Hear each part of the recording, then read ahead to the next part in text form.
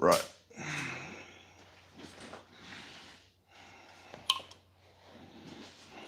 Good evening, everyone. Hey, Brad, Paul. How are we?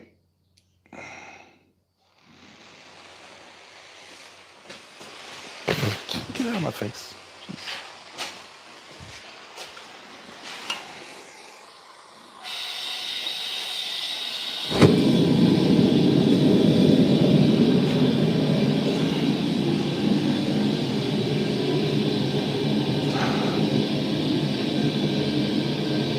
T-Barker, Paul Wheeler, Jake Logan, Aaron, Wayne, James.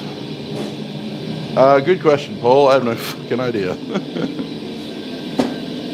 This is a chat decides.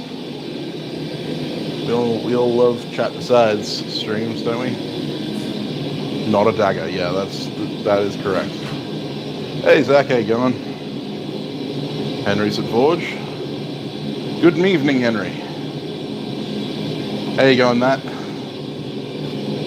How are we all this fine and rainy morning?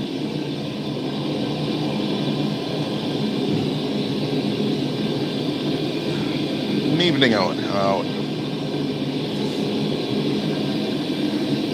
Thank you, James. Never required, but always appreciated.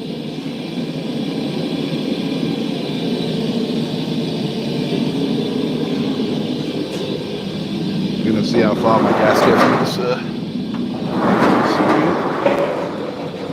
I'm pretty sure this bottle is empty and the other one's probably about 3/4 full, so we could be fine. Back on your Lego set. Excellent.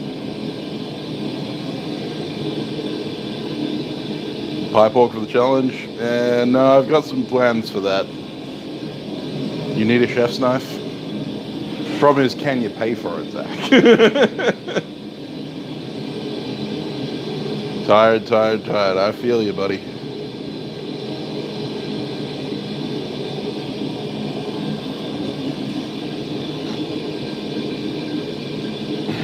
Hey, Hunter Soldat, how you going?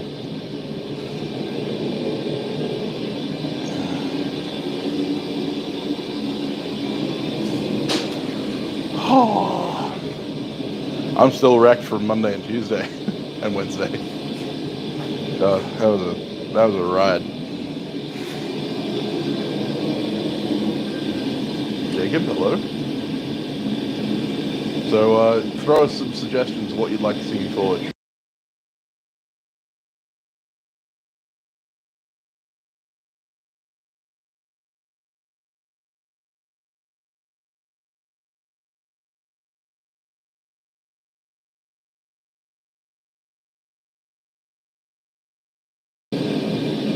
Figured out what helps confusion. Fair enough.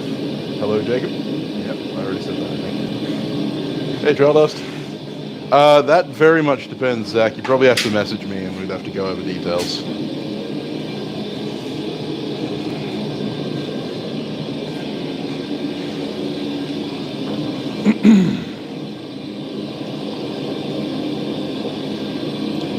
Yes.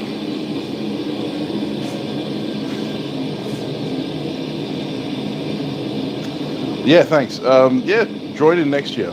Next year's one will be fun too. Join in every year.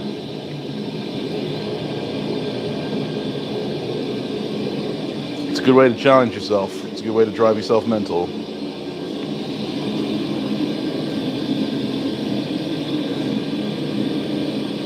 Fair enough. Matt, you have fun, mate. Don't do anything I wouldn't do. And if you do, make sure you catch it on camera. You know the deal.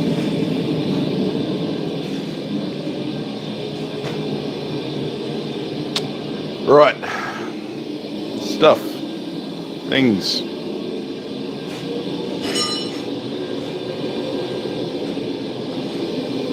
I have some tiny crushed W's offcuts.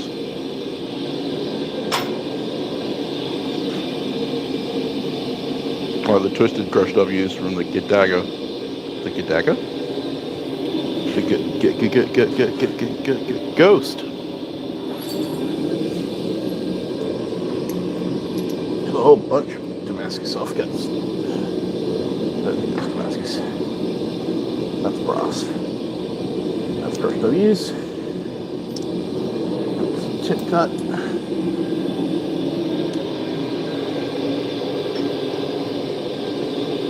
Pretty sure that's, yeah, that's from the frame. That's 1095.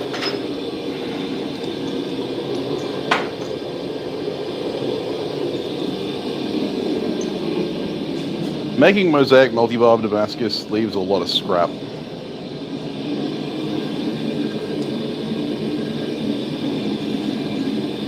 To give you an idea,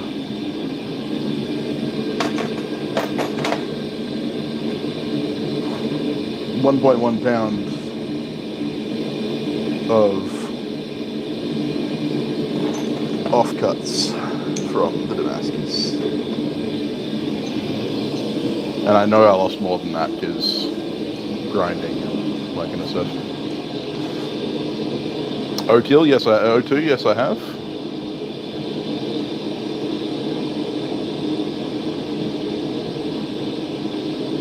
Yeah, you can send it through Facebook if you want to, Matt. No, don't do that. My wife will kill me.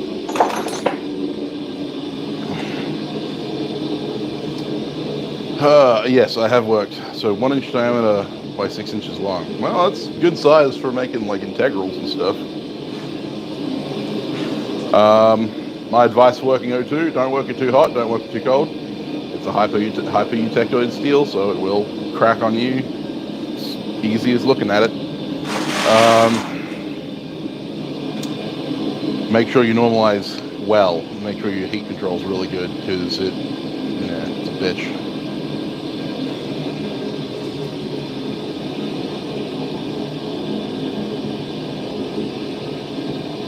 If it's chromoly, yeah. Well, chromoly is just 4140, so. Do I need an adze? That's a good question. I mean, I don't need an adze, but I could make an adze.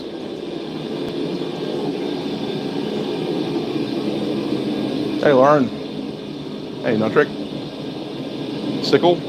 Our hand scythe. I need to make a full-size scythe at some point. I have a custom order for one. But I'm not starting that today. I'm still wrecked.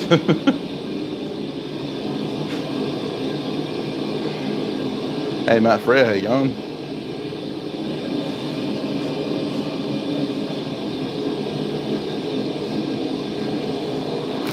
Oof.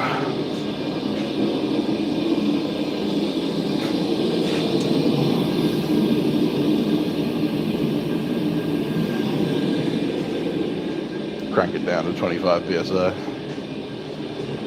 Hang on, Chris. How are we? I'm still finishing my coffee, so I'm waiting for all of the ideas to roll in before I choose. Socket chisel? Well, that's a good have.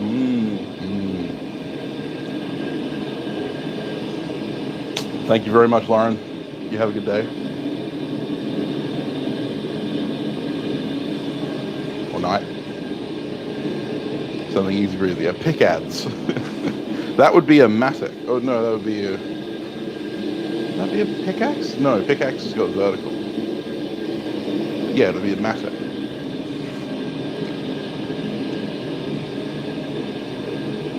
Carving gouge. I need to make some gouges.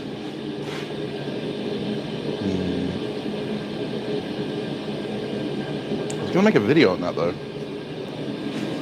Show you how to make nails. I hate making nails.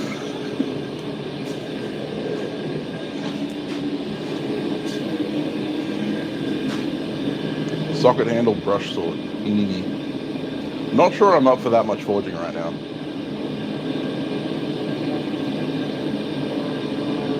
I could use my scraps. I'm actually going to sell my scraps. I've got a whole bunch of Damascus scrap that I'm going to sell to people. Maybe someone will want it. I'm going to sell it in bulk lots, like by the kilo.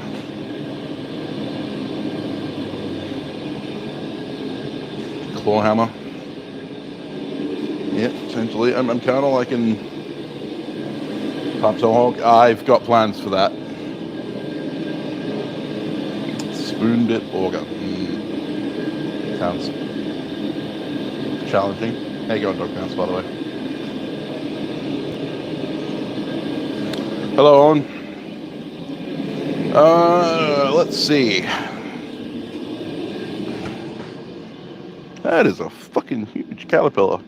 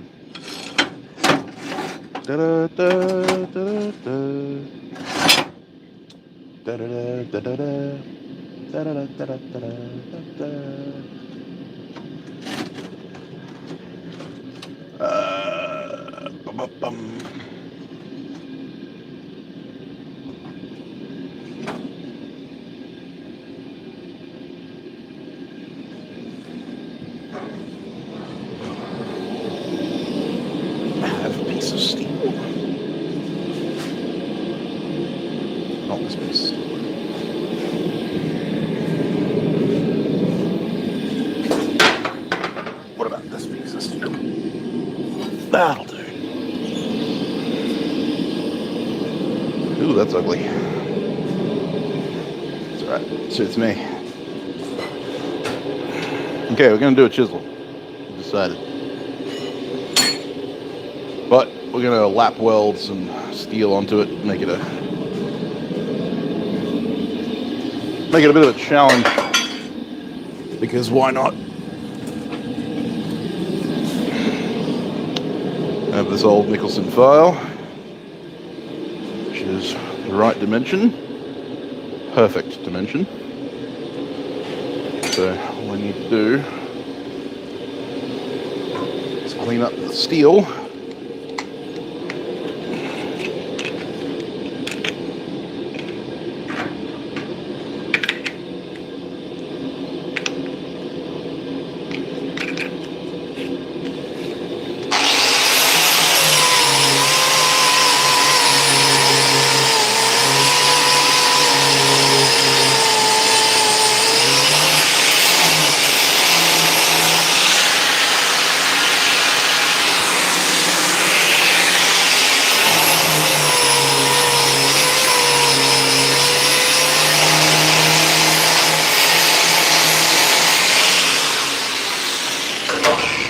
Fun.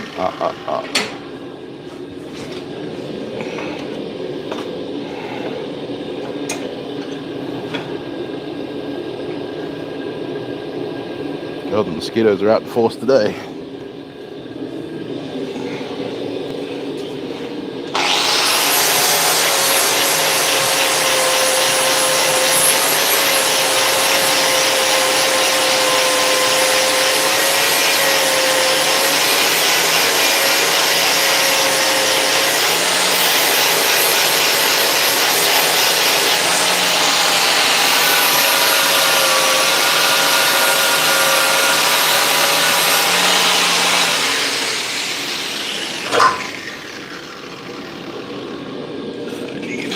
Cutting disc.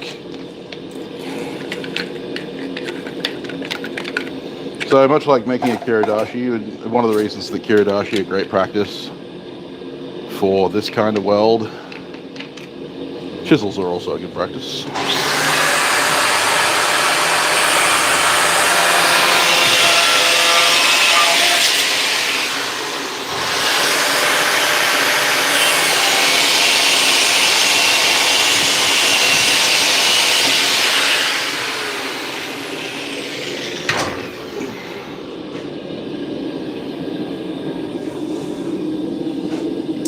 Where in the hell did that? It's because I was looking for clean steel and it's not clean.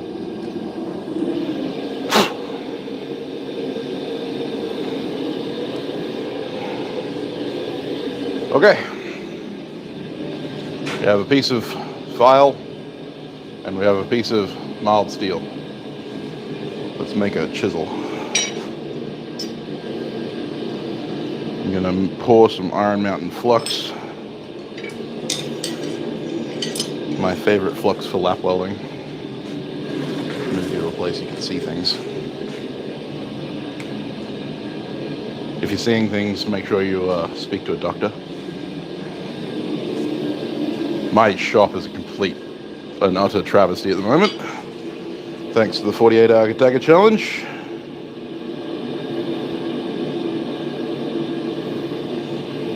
Nice line of Iron Mountain. Ooh, that's really hot. Someone must have been hitting that with a grinder recently.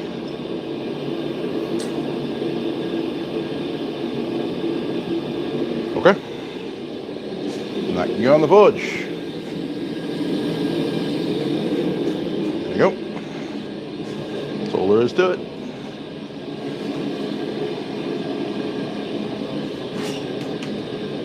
Simple.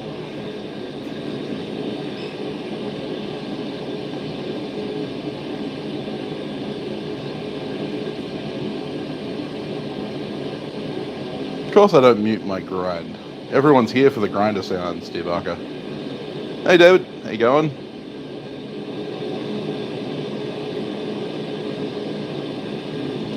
Exactly, Lauren.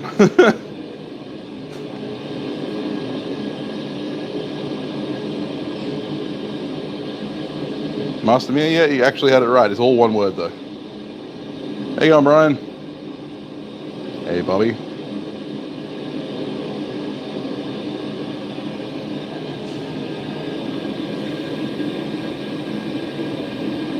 Let's do the lap weld one punch. That's it.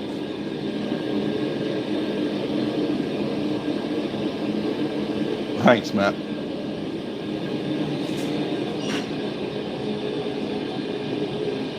Forge welder masters to a point that you're into the rubber with lap weld. Yeah, lap welding is one of those tricks. Flat, curved, angled. I think I'll go with a flat one for this one. This is going to be a practice run.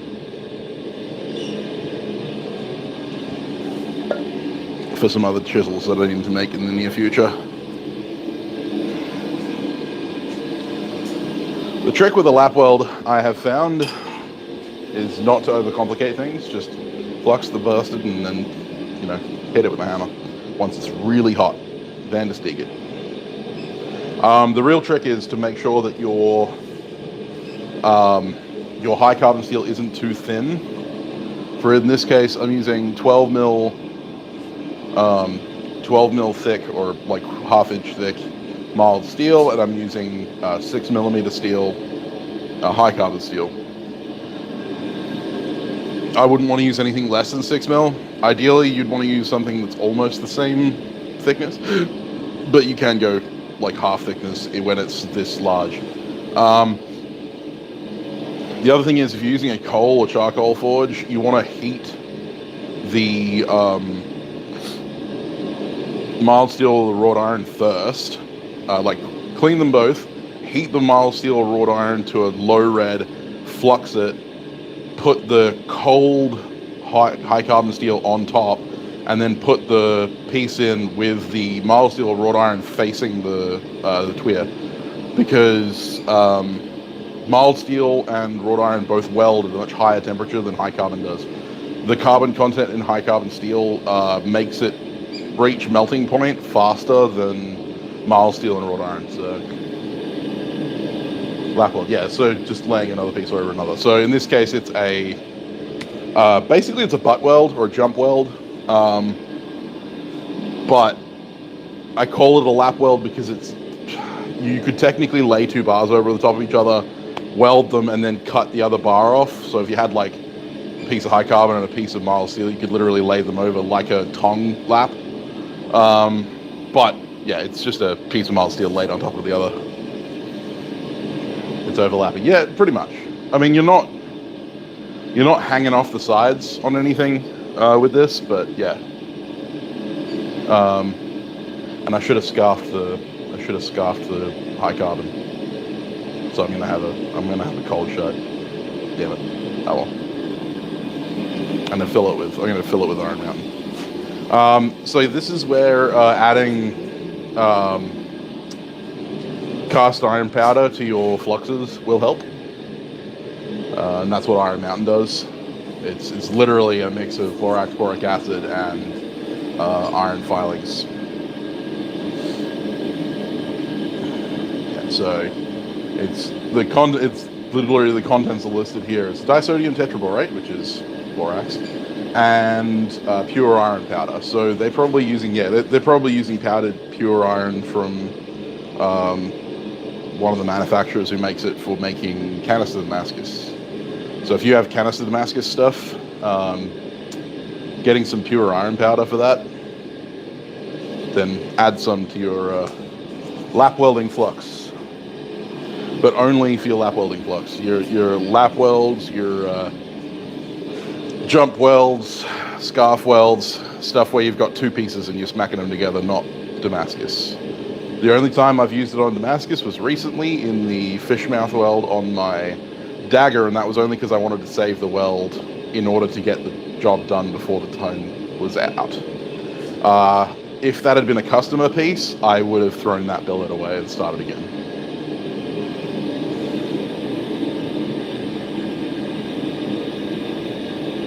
Hey Yanni, how you going? High carbon, yeah, the high carbon ends up on the bottom of the chisel, correct. It ends up where the cutting edge is. Coals. I'm with you there, man. I'm the same, Aaron.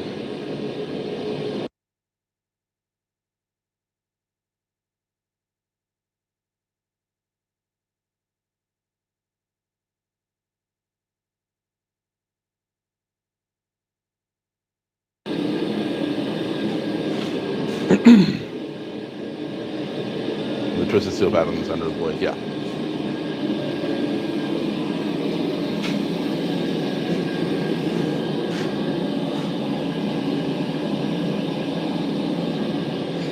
So because I fluxed it when they're both cold, and I'm using a gas forge, so I'm not worried about the high carbon steel overheating. But because they were both cleaned and I fluxed it between the layers, smacked that piece of high carbon steel on there before I threw it in the forge, and the forge is running relatively rich. You might not be able to see it, but there's a little feather of yellow flame coming out. That means that we're normally running at about neutral. It means that there was no opportunity for those two layers to oxidize. And now the flux is in there doing its thing, cleaning out whatever minor amounts of oxidization were occurring while it was being transported and cut. And now I'm just waiting for the flux to bubble out the sides, which it already seems to be doing, and we can weld it.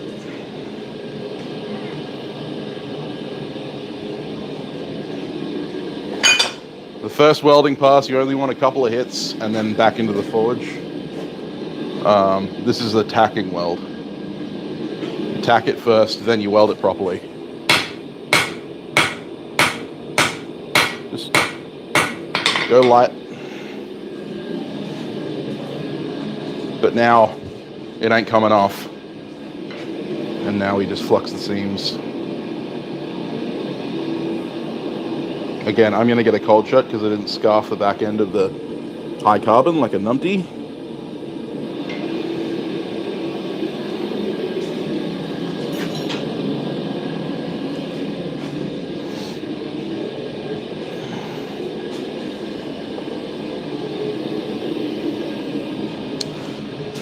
As Rowan Taylor would say, one to tack, one to weld, one to blend.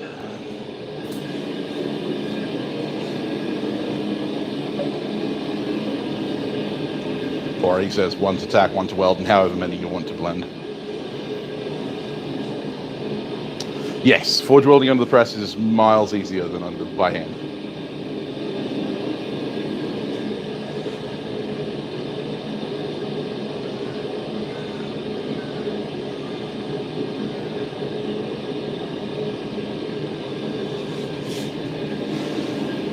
Yeah, so if you're using a coal or charcoal forge, it definitely pays to keep the low carbon in the lower part.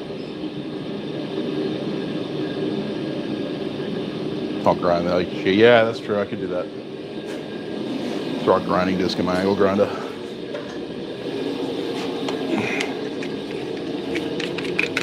Good thinking, 99.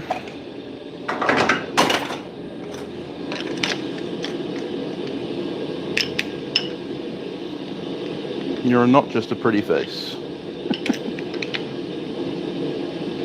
So after this next welding pass, I'll give it a grind.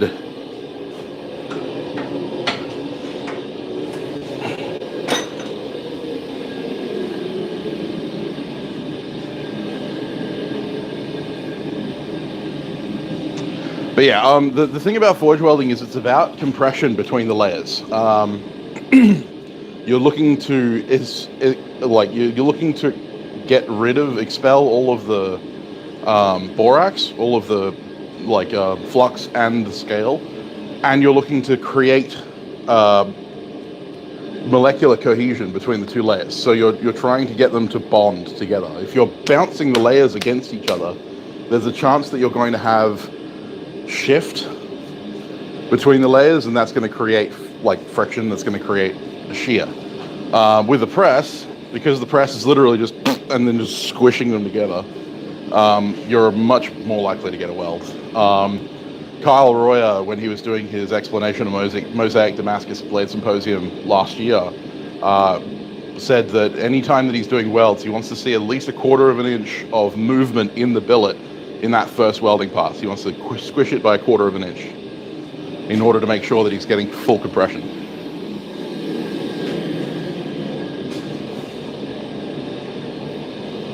Hi, Jared.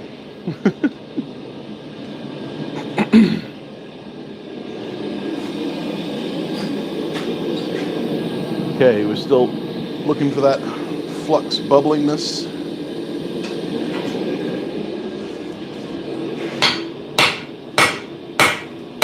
A little bit heavier blows this time, making sure to clean those last remnants of slag out. And then, while it's still hot, just going to take it over here.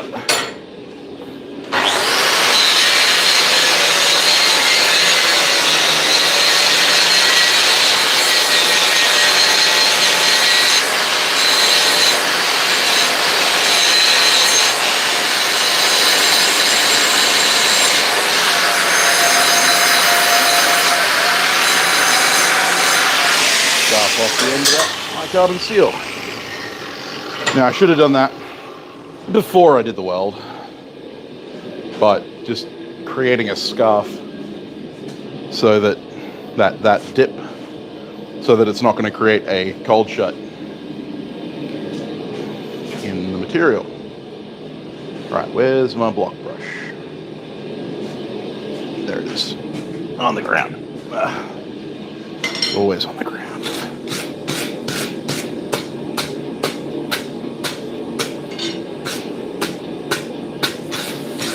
I like to brush my steel off when I'm doing welds after the second or third weld, purely because you're just building up a large oxide layer on the outside of your billet, or in this case, your lap. So you're not helping anything by maintaining it.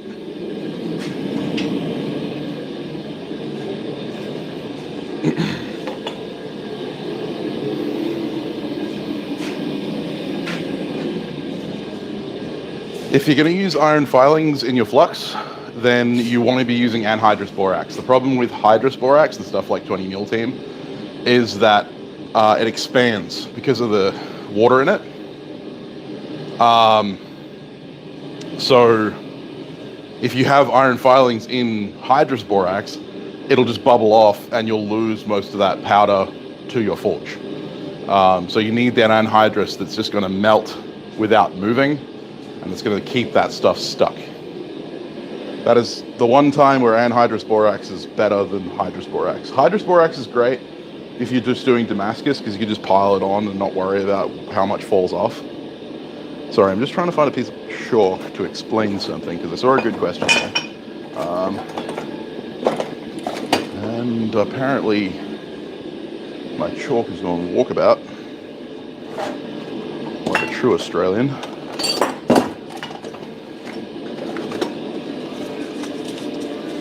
Need to create a GoFundMe to replace all the chalk I keep losing.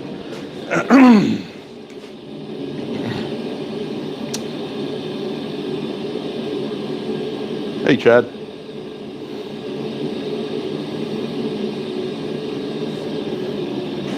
Hey, Kat. How you going?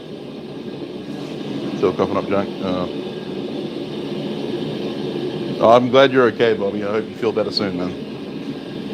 So a scarf in this case, we have our mild steel, and then we have our high carbon. Now, if I was just to put the high carbon on like this, then when we welded it,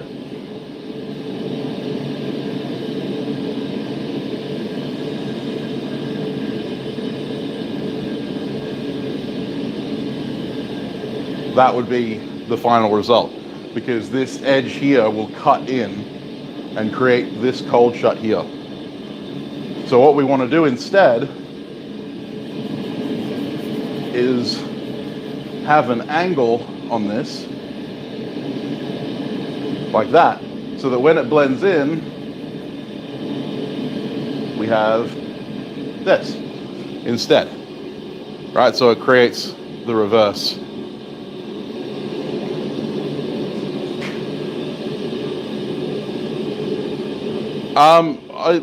I tend to go for something specific, Fallen, unless I'm just kind of fucking around with patterns and trying new things.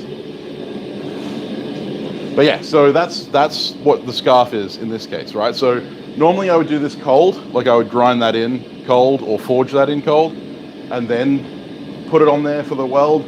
In this case, what I did was I accidentally put it when it was square, and I just took the angle grinder and right.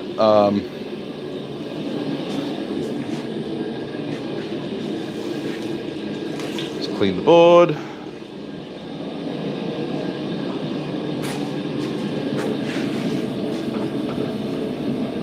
There are a number of different kinds of scarf. Scarf welding is one of those things that you'll learn if you do a lot of blacksmithing. It's not quite common in bladesmithing, except in this case where we're welding an edge bar. But the majority of scarves you're going to see look like that.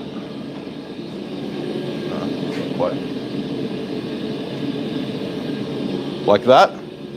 And they normally are matched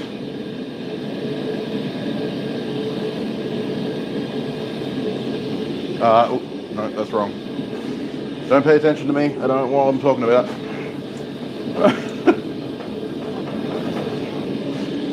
Okay, so we have a scarf like this, and then normally, sorry, this is the heel of the other scarf, like that. That is a normal tongue scarf. Oh, cool, Jacob. Welcome to the stream. Hey, Metal Man. How you going? Yeah, plasticing's a really good way to do it. Oh, good, Zach. Yeah, so this is what you would use for like a tongue rein or something like that. I may do a video on, or I may do a stream where I actually explain scarf welding theory if you want like some more in-depth stuff. But yeah, that's another form of scarf. But again, you're creating this taper so that when the two pieces are welded together, you end up with a bar that has sort of this kind of like pattern. It's almost a mesh, if that makes sense. It's not quite like that, but you get what I'm talking about. I gotta get back to the welding.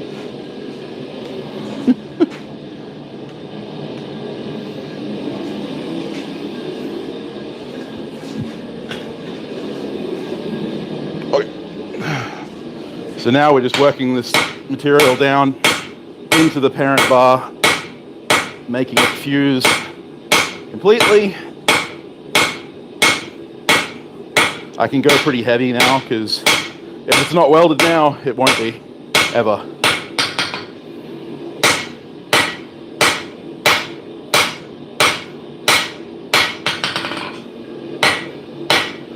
You'll notice I'm mostly working from the high carbon side.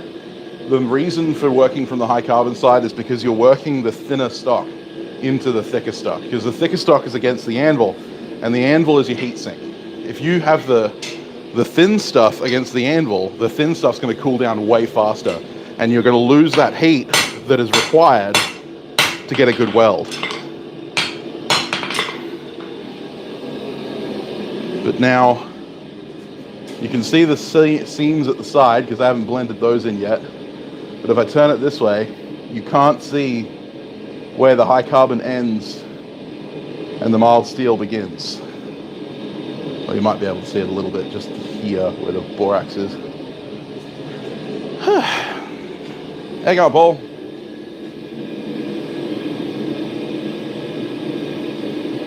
Hey, Crawford. Storms, gotta love it. Working on a chisel today, Oliver.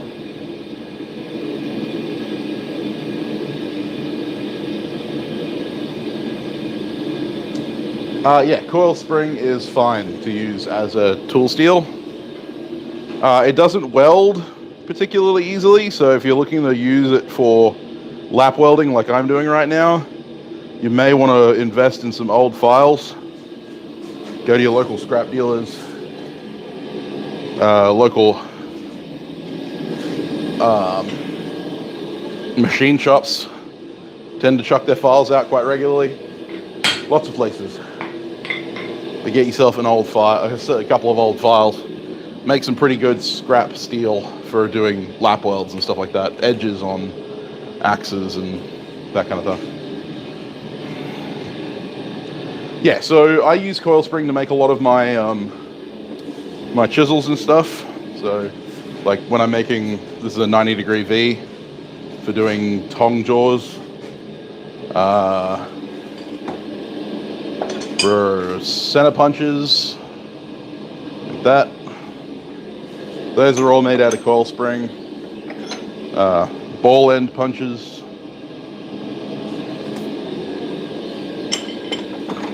drifts, like small drifts, slot punches.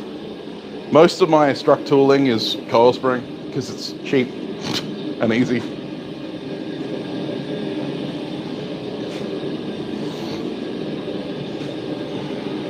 Monkey tools, yep.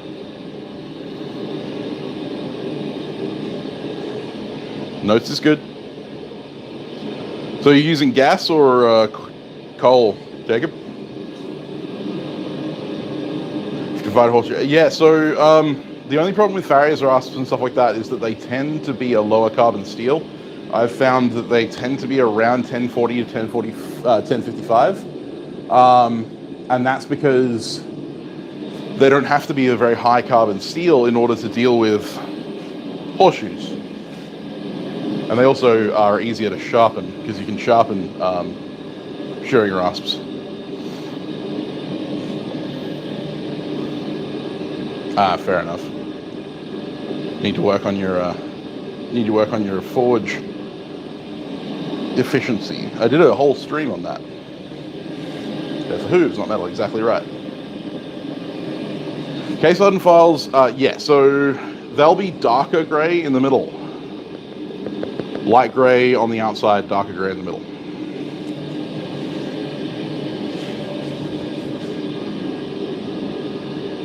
Well, that's why we're here, Zach. Supporting everyone. That's the point. But yeah, I mean, rasps make fine, like knives and stuff, if you're trying things out.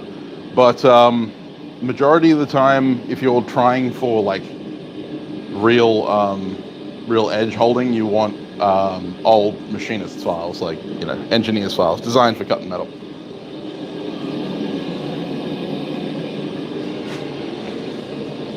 Thanks, Oliver. I didn't think I was going to make it, but apparently I did somehow. I don't know why. 9260 your XCAF. Okay, Melbourne. Okay.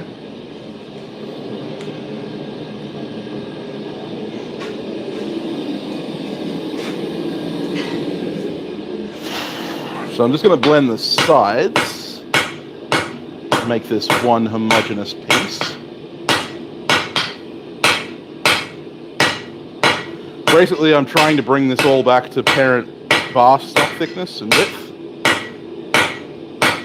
because then from there I can shape it however I want.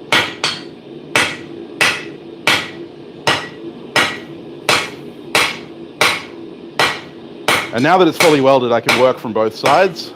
Just remember that the mild steel, or wrought iron, depending on what you're using as your body steel, is going to be softer than the high carbon steel, and so will move faster. That's the other reason for working from the high carbon side, is if you work from the mild steel side, not only will you have a harder time with the weld, but also the mild steel will want to squish around your high carbon.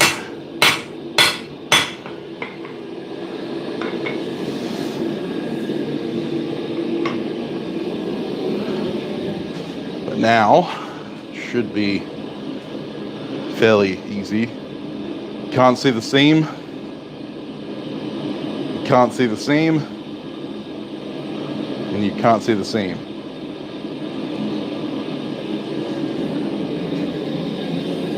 The only place you can see the seam is at the tip.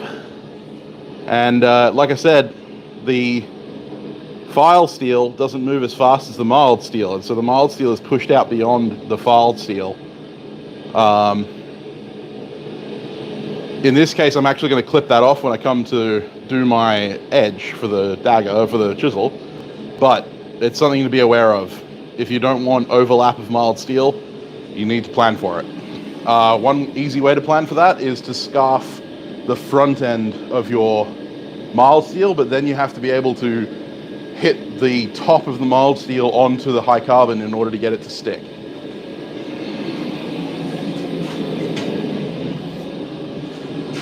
Let's go back to the board to explain that for a second, just for those people who might want to make notes on it.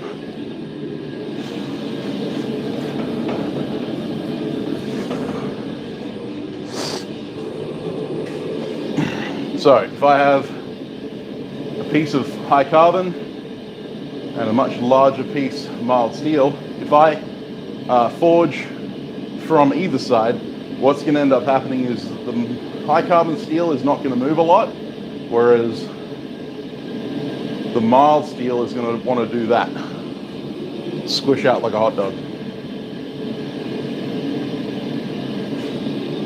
Right, so hopefully like that. Hopefully that makes sense. So in order to prevent this, this normally happens if you're forging from the mild steel side, like from this side. So if you forge from the other side, what you end up doing is, instead of getting that, mushroom shape, you end up with just widening out both like that, right? And they'll bulge like that at the edges. Now when it comes to the tip, if you have your bar of high carbon steel, your bar of mild steel like this, right, and this is the side-on view, if you forge down, what ends up happening is you have this, and then you have that. And I dropped my chalk. Yeah, come back here, thank you. All right, and so you end up getting a cold shut. Now this isn't a big issue because you can literally just cut it like that and take away all of this, and you end up with high carbon steel on your edge, right? But what you can do instead is you have your high carbon steel, and then you scarf your mild like this. But, right, if you do this, if you forge from this side all the time, this area here is not getting compression. So in order to get compression on that, you have to move pretty quickly. Again, your thinner material, and you have to do it on the second welding pass. The first welding pass, you need to tack it from the top, right? You still need to forge from this direction. But then in the second heat, once you've already established that weld, you need to forge here. Blend that toe in. And that means that you'll end up with a bar that looks something like this. Right, with your high carbon steel on bottom, mild steel on top, but you'll still have the ability to have that edge there. I don't really bother with this technique because it's a little bit more complicated, and I can get the same result just by clipping off that tip.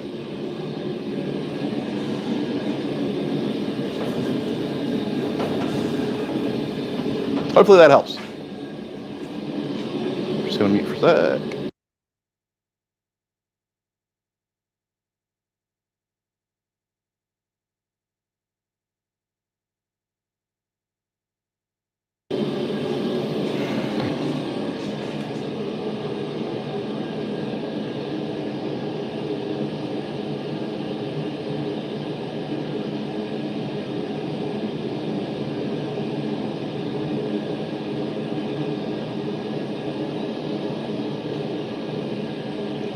Yes, making Sanmai exactly the same happens. It's just that both of the jacket pieces will overtake the mild steel. It's why you need to allow an extra 5 mil on the outside of your Sanmai in order to clip all of that off, because that'll mostly be your jacket material. Unless you do stainless, in which case my heart goes out to you.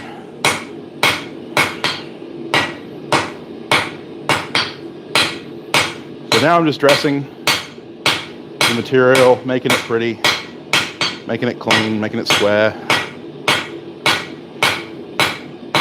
Trying to be neat about things. I don't need to, but I want to.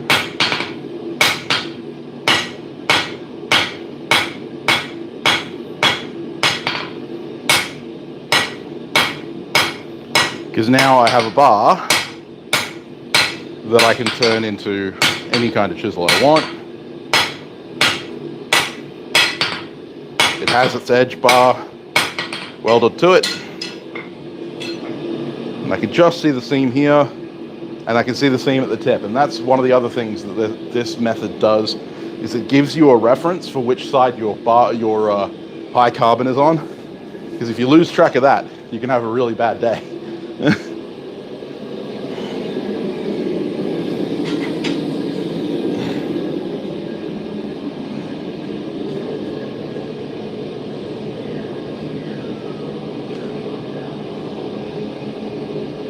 Yeah, I'm just going to do a flat chisel for this one.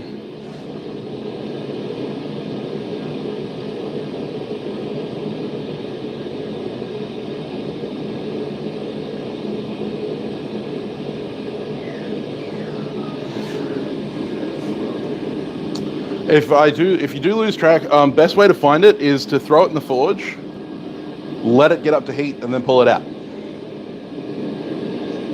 And then brush it. And when you're brushing it, you'll see it. Because high carbon steel is, the scale on high carbon steel is more robust than the scale on mild steel.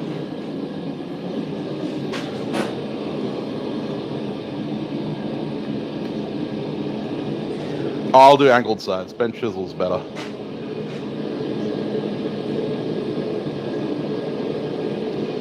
So you were given a bar of Damascus, this high carbon bar in it. You mean like a Sanmai, where it's in the center? I mean, in that case, if you were given it, I would test etch it.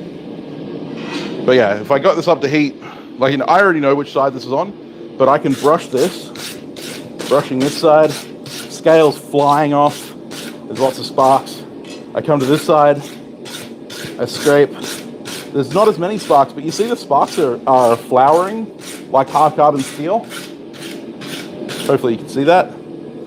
And I can already see on the edge here,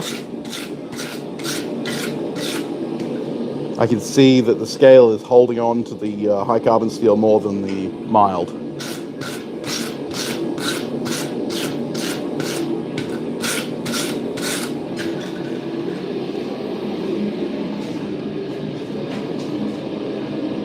So hopefully I can make it obvious for you that it's easier to see in real life. But the top side is the high carbon. So this is the high carbon side.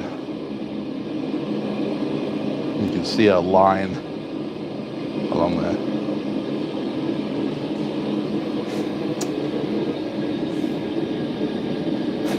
You can get away with just using coffee, Caitlin. Clean it up real nice. 10 spoonfuls, tablespoons of sugar, sorry, not sugar, coffee, to a liter of water, or I don't know what that would be in gallons, like half gallon?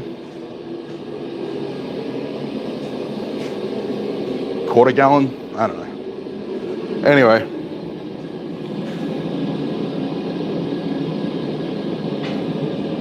You can get away with, if it's small enough to put in a pint.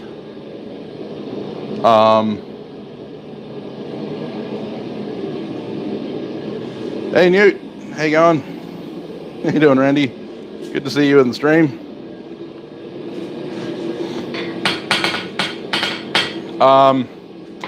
Yeah, if you can only get a pint and it's small enough to put in a pint, then 4 tablespoons of coffee, of instant coffee. Has to be like the shittiest instant coffee you can get, like international French roast, like International Roast, or like Black and Gold, or Walmart store brand, you know, like the really cheap stuff. Stick it in there hot, leave it there for 5-6 hours, 12 hours if you really want to, and you should be able to see the pattern pretty well. Saves you buying ferric if you don't want to. But if you're using Damascus, I highly suggest having ferric, because getting, like, the contrast will help identify what side, like, where's your Damascus and all that kind of stuff. But Nescafe Blend 64 is also a really good one. That's what Kyle Royas uses. Dead dog tired. Yeah, I feel you on that one, buddy. 2 inches by 12 inches. Yeah, okay. So, I mean, if you've got a Pyrex dish, fill the Pyrex dish that's big enough, like the 12-inch Pyrex dish, if you've got one. Fill that with water, hot water, and like 7-8 tablespoons of coffee. Leave it for a while.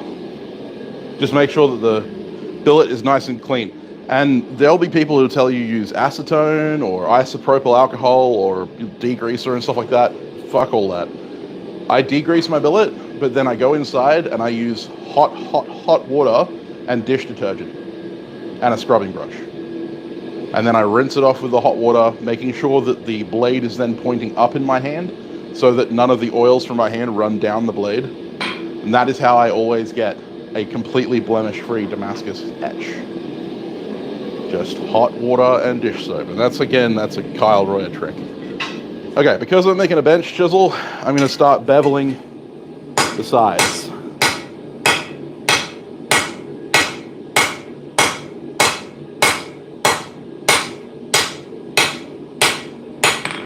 And I want to make sure that I'm beveling the side that's the mild steel, not the side that's high carbon. This would be a bad time to screw up.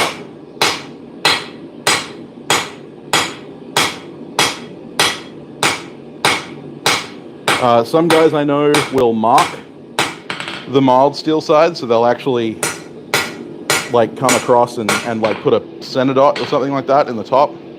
I don't like doing that because then you can't take it out later. I just try and keep mental track of where it is, but do what comes naturally to you, do what becomes comfortable. If you feel like you need that extra assurance of having a mark, like a center dot or a hot cut mark. If you're going to do it though, do it on the area where you're going to cut it off for the tang anyway.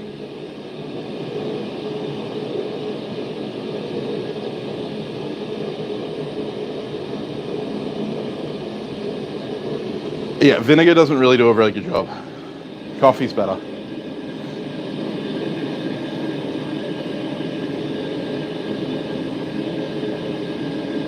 That's all right, Randy. Pint, yeah, pint. Hot white vinegar will give you an etch, kind of, but not, it won't give you contrast. Vinegar is really bad for etching Damascus.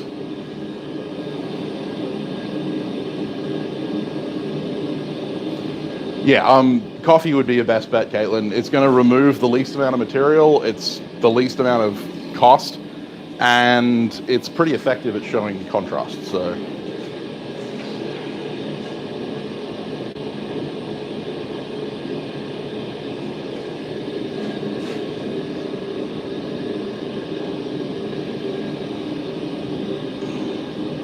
Well, tang, socket, whatever it is, Paul. You know what I mean.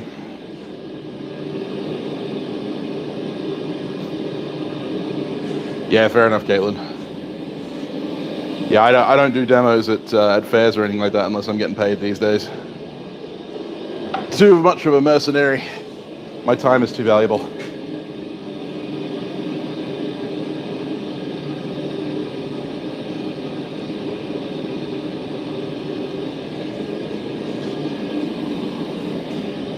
Yeah, I can never decide, Caitlin. I kind of flip between the two.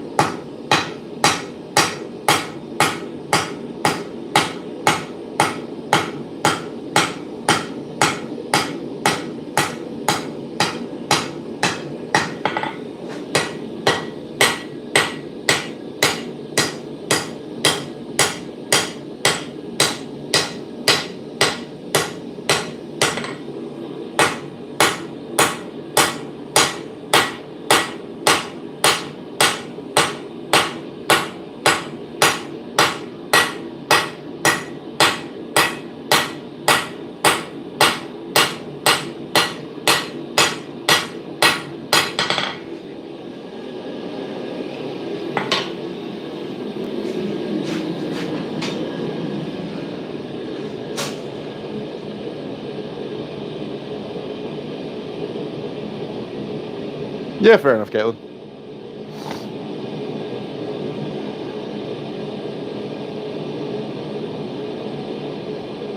Phosphoric and oxalic. Yeah, they're really good for woots. I've noticed that, like, from what I've heard from most of the woots guys that I've spoken to, slow is better.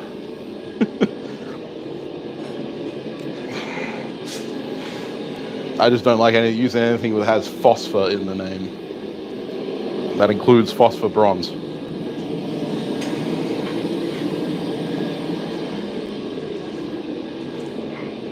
The only phosphor bronze I like is in my guitar strings, because then I don't have to deal with it. It's someone else's problem. I just use the damn things.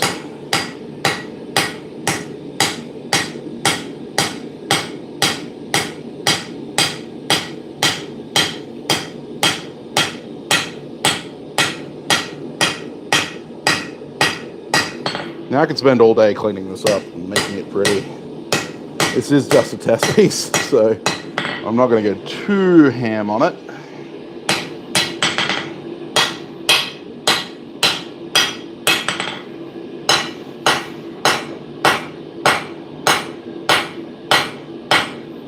Use these low heats to just planish everything out.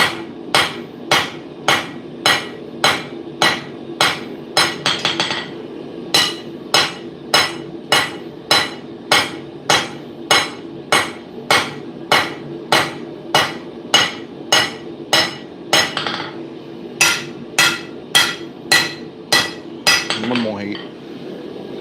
Just doing the bevels, and then we'll move on to the socket.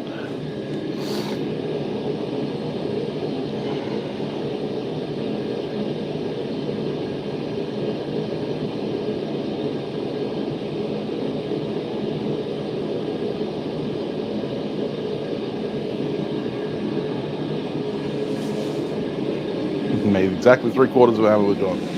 Yeah, well, it's more hammers than I've made with John. Lucky. Of course, I'm on the other side of the country, on the other side of the planet, not the other side of the country. I'm on the other side of the country from Alex. Still haven't met him either.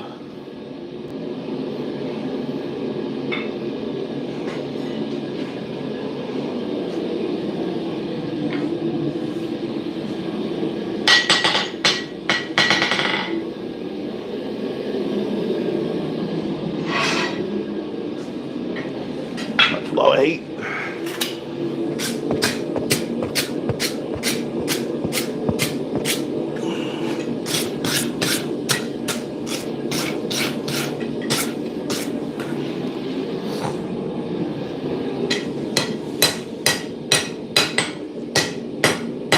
Cannot overstate the importance of brushing your material for final passes. You will get so much of a cleaner result.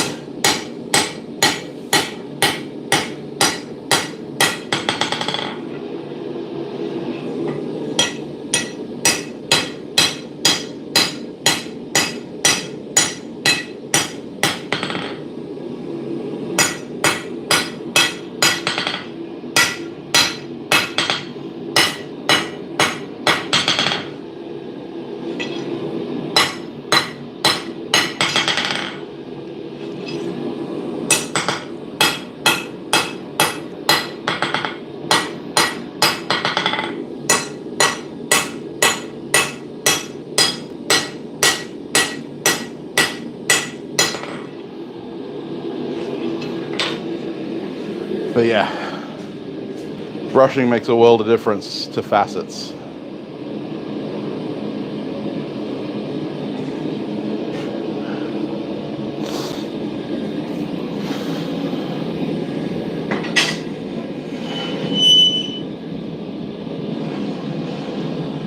All right, now I don't have one of my guillotine tools built yet, so I'm gonna have to use the press. Oh, woe is me.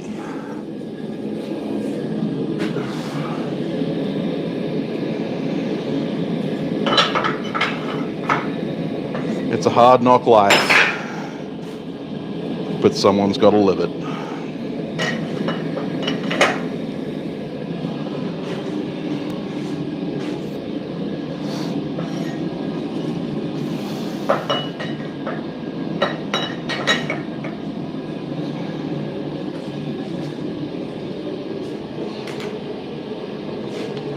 Yeah, Paul, especially for finishing passes, like, I don't normally bother when I'm forging roughly, but I forget too. Like, I'm terrible, but it is incredibly valuable.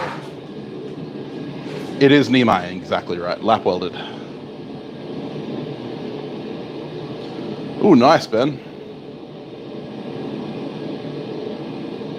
All right, Zach, cheers, mate.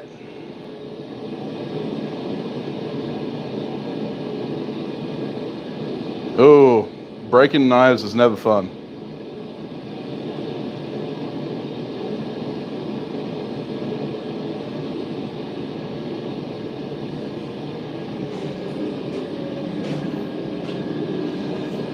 Broke it to 3 pieces. Yeesh.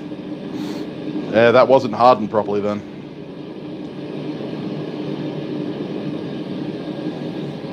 Yeah, have you had a chance to use my one yet, Randy? Interested to hear your review. Well, see, the thing is that while the temper colors will give you an idea of how well it's tempered, it won't give you an idea of how well it's hardened. If your grain structure is terrible, right, like if you have like beach sand size grain, no amount of tempering is going to help you. It'll still be brittle.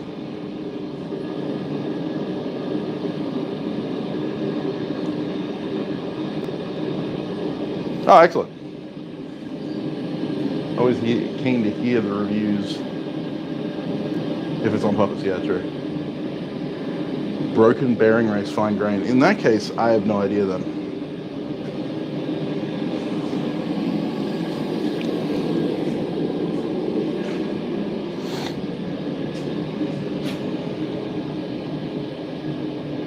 I noticed someone tried to change your Facebook password. Oh no.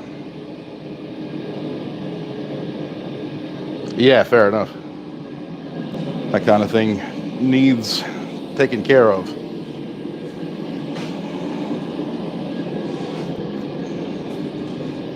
All right. Nope. Do you like the view of my ceiling?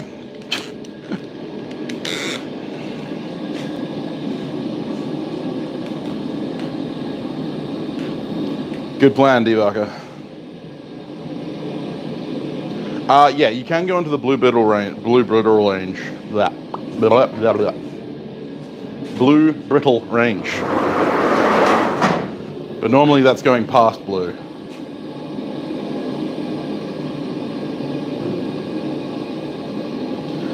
Yeah, they shrink so fast when they get to where they're going.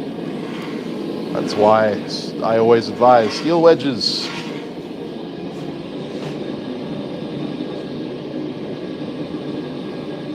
Possibly already cracked Damascus. Yeah, Damascus. That could be. Blue-gray is brittle. Yes, correct.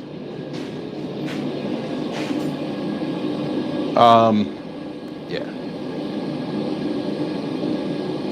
So there are different kinds of blue. You want that really bright peacock blue, not the kind of light sky blue.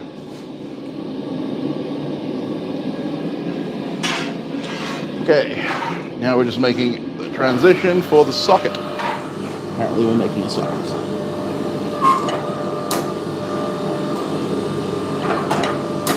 Got to be careful with these guys. 20 tons behind a half-inch fuller does a lot of moving for you.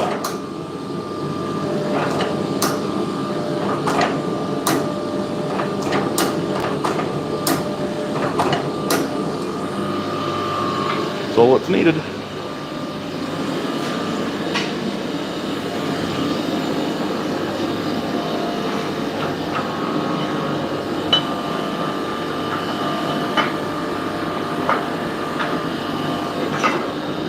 Now we turn it sideways.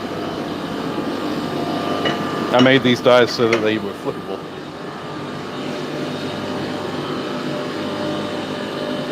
Snap like clean 90 degree ends. Huh.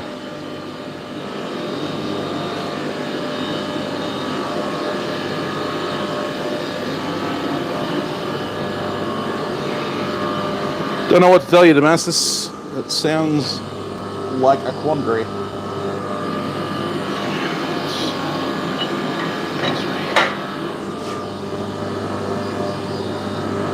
Pretty close.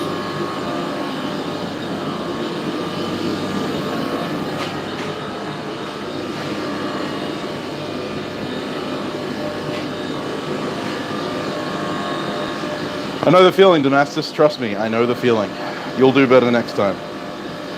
These things just happen sometimes. Better that it breaks in your hands than a customer's.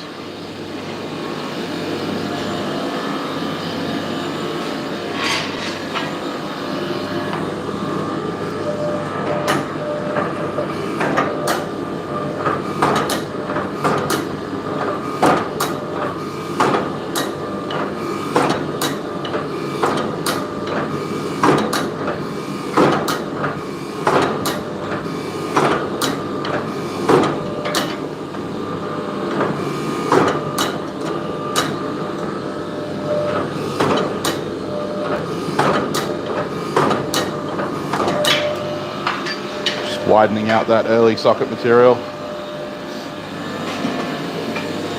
And now I'll clip it off the bar and we'll start drawing that socket out.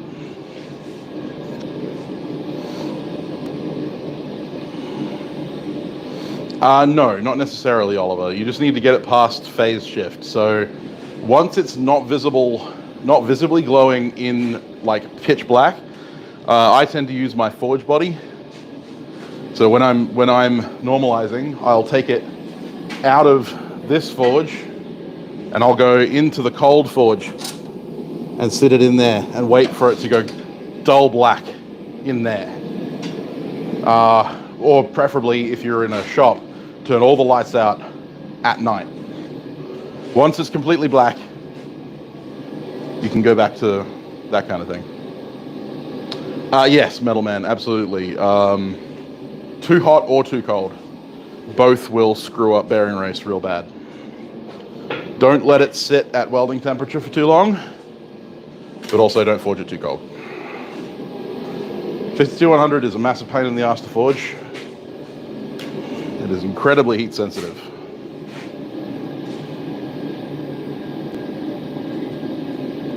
Exactly, Randy. I always get panic attacks when I think about someone's thing breaking.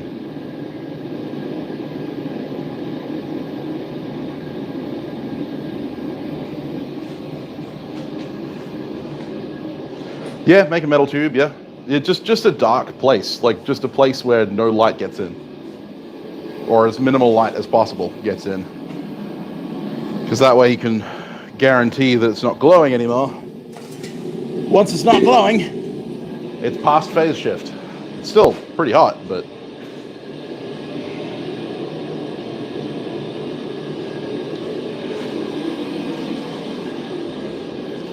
yeah, no need to waste time waiting for it to get down to room temperature.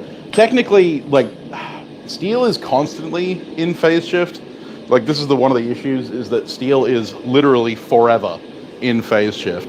And that's why cryogenic treatments and stuff like that work, even on steels that have been heat treated years ago. But yeah, once the molecules are mostly inactive, you can stop worrying about it.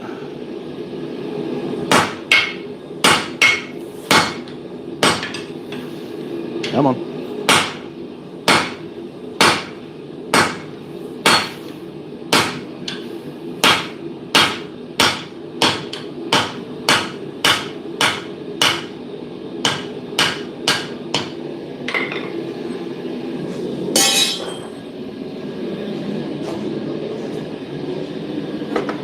Get to bring out my Jared tongs for the first time in a while, because they're going to be perfect for this.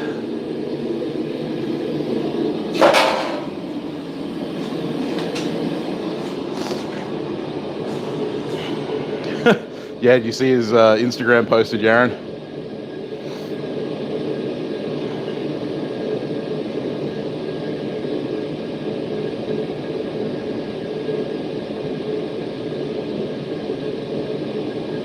Hey Tim, how you going, man?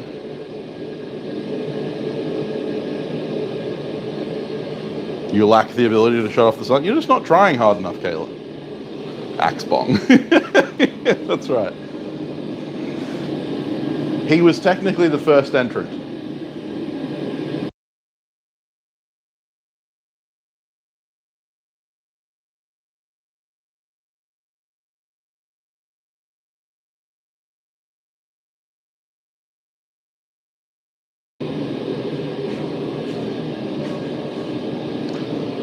Yeah, in my shop, everything is hot, sharp, or poisonous. And not only will it kill you, but it'll hurt the entire time you're dying. Yeah, that was me muting, Randy. I muted so that I could blow my nose. Because you guys don't need to hear that. The microphone's right here, so it gets pretty loud.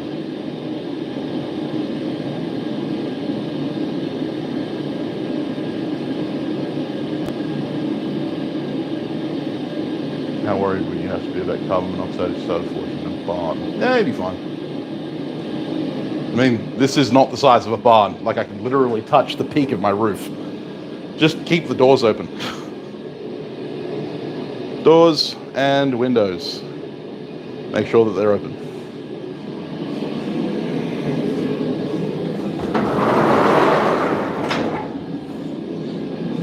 And if you're really concerned, fan.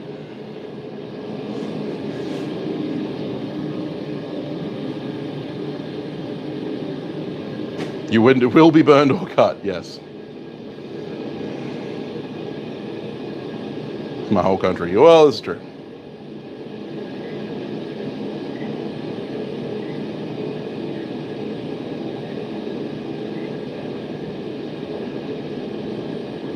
Dry ice, yeah, dry ice and isopropyl alcohol mixed together. That'll get it down. That's just the gravity wheel of death. Yeah, that's right. I need a fan joke, yeah, well.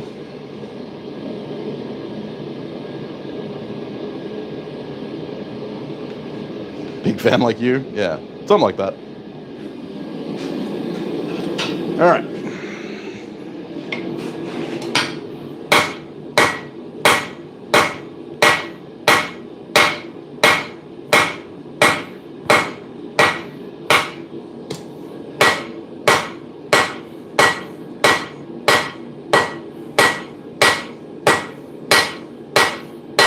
That would be really useful for this, Sam.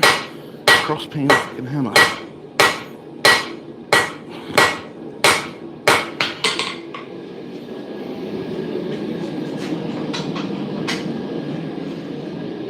When are you gonna get around to making one, dude?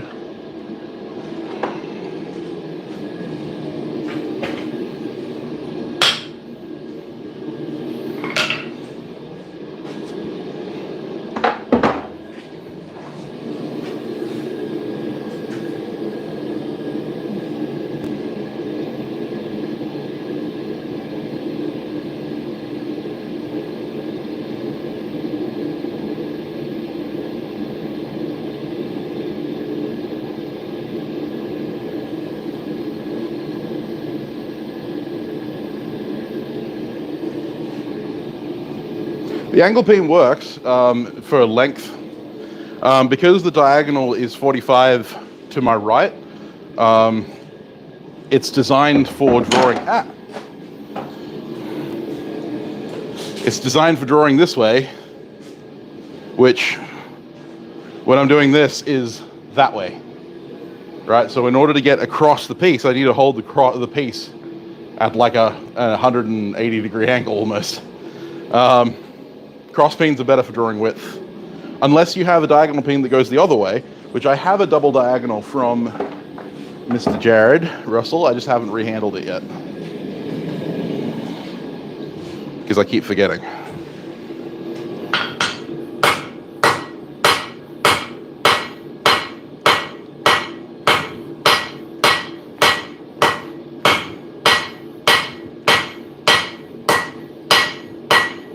That's actually one of the key reasons why I don't suggest cross peens for beginners. It's because they're only really useful in drawing width. If you want to draw length, a straight peen or a diagonal peen is better. I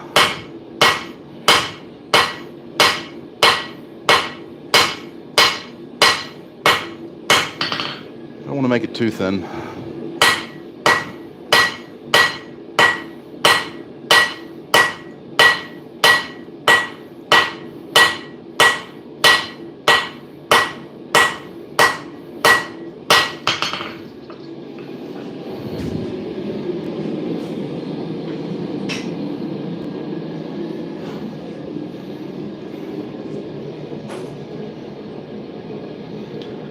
Yeah, I know about that one, Debugger. That's why guys like me have a job. No worries, Paul. See you later, Kenny. Bunnings, in the hardwood section, no. I buy spotted gum hoe handles. Thanks very much for the super chat, Kenny. I really appreciate it.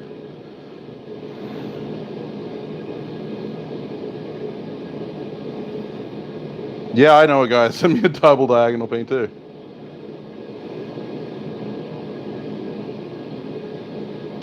Excellent. Glad to hear it, Tim. You can use the corner of the hammer. True. Only if your hammer is crowned correctly. Correct. Hold the hammer handle, the hammerhead in my hand. Yeah, no, it doesn't work as well as having it on a handle. Need to make myself a new cross peen, but one day.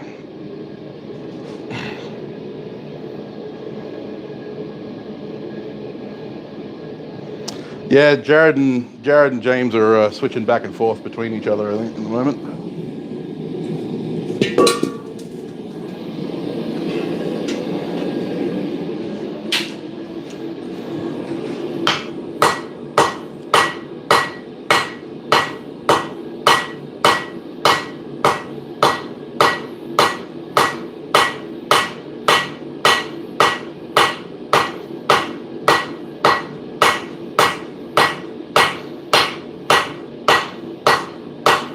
Trying to use the corner of my hammer to just crop that transition a little bit.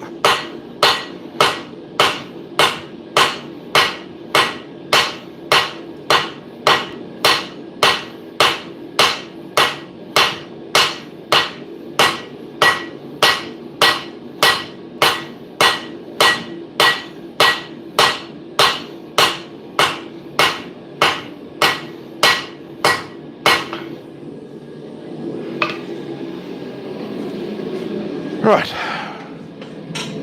next heat, just flatten all that out, and then I can turn the socket.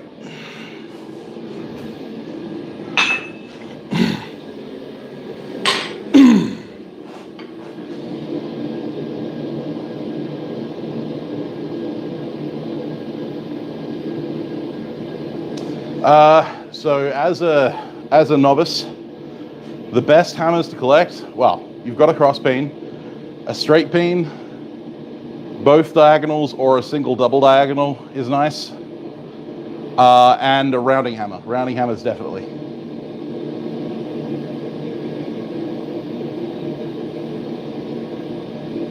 Yeah, no, the tape on Roy's hammers that I keep track of which ones are his.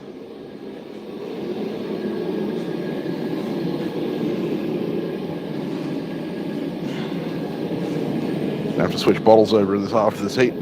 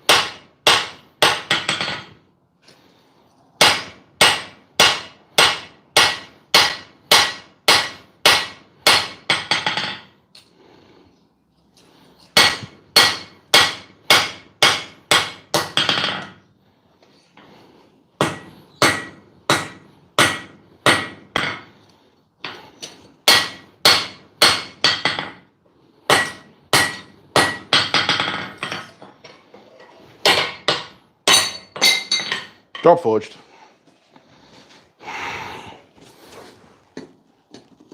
Oh, wrong tongs to pick that up with. Try some pickup tongs. Nope, that didn't work either. Okay.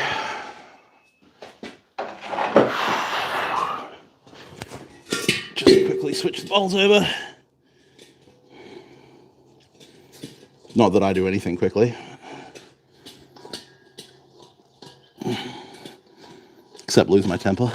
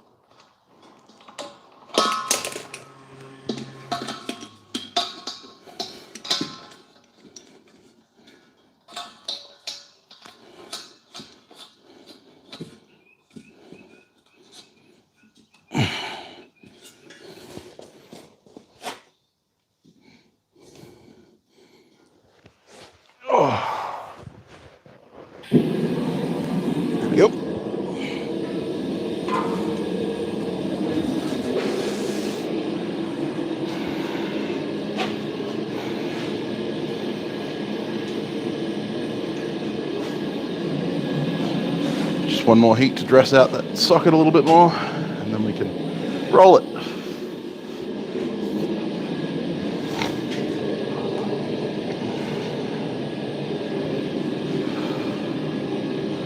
Oh no, Matt, like, I have not enough hammers yet.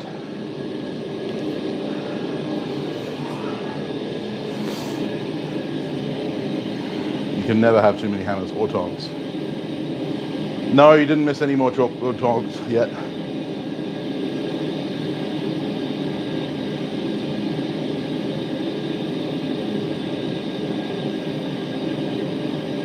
Oh dear, Aaron, that's terrible.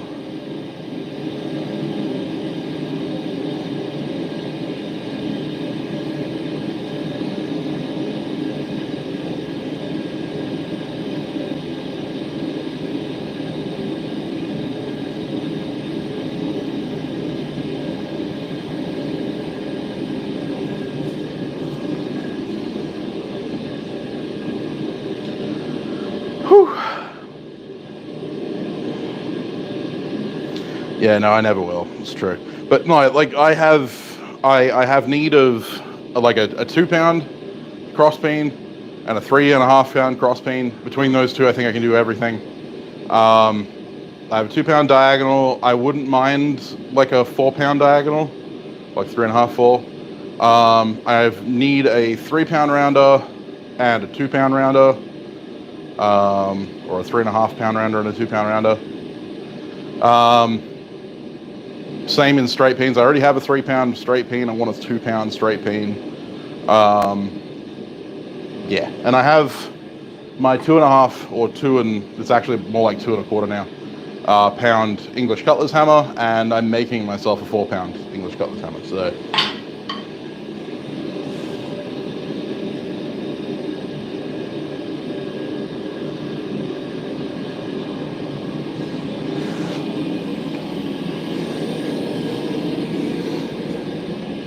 Even my hammers aren't soft enough that driving nails would damage them for, unless you were doing some weird shit with nails.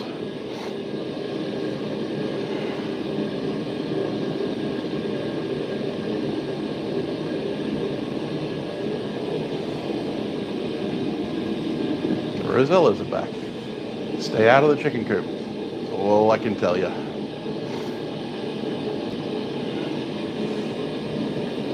Cutlass lead? You mean the Mukazuchi? Yes, I still have the Mukazuchi.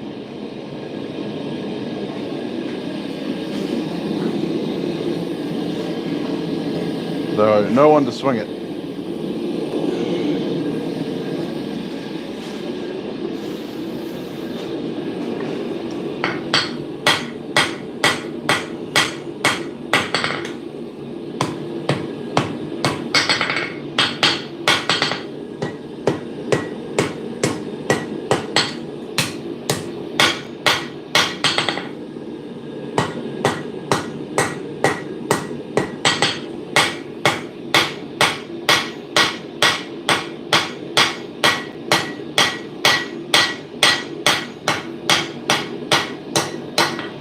Just going to use the press to clean up that transition.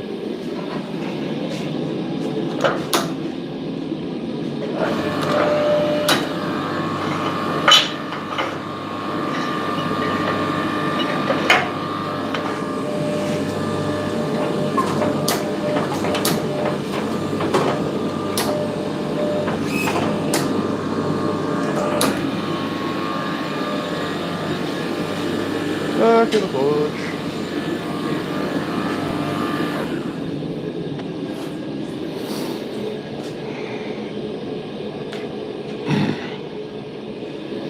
Is a Cutlass hammer? Yes, a Cutlass hammer is a dog's head hammer. It's just got a nose on it.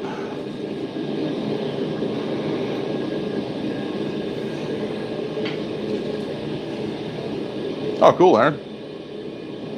My 2.5 pounders are 200 Australian dollars plus shipping. I believe yours was 2.25, Caitlin.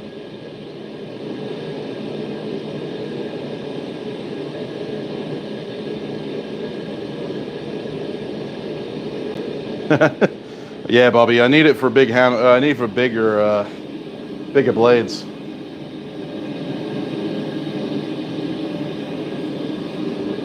Yeah, yours is the same size as mine, Caitlin, pretty sure. Maybe a little bit lighter. I don't know how much this weighs anymore. I've ground the face down on a number of times.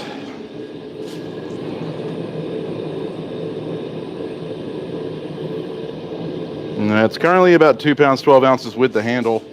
The handle is probably about, well, it's pretty dense, so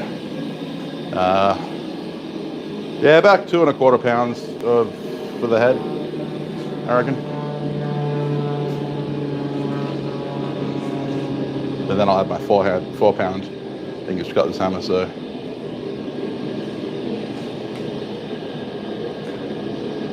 Most of the Cutlers I've sold, except for one, were in the 2 to 2.5 pound range, because that tends to be the most comfortable for most people.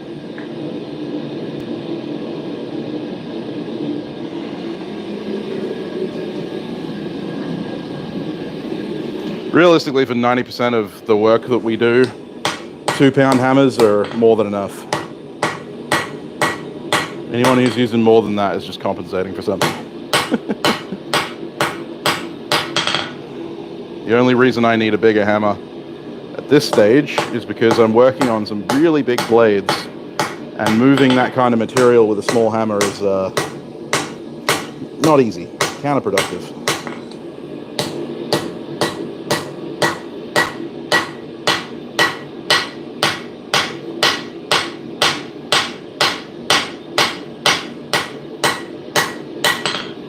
I said this was just a test piece, and I keep fucking coming back to the socket, just going, I just need a little bit more. It needs to be a little neater. More neatness.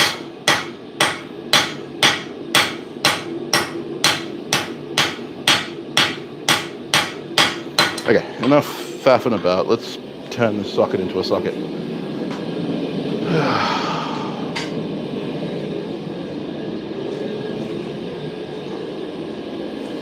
All the faff.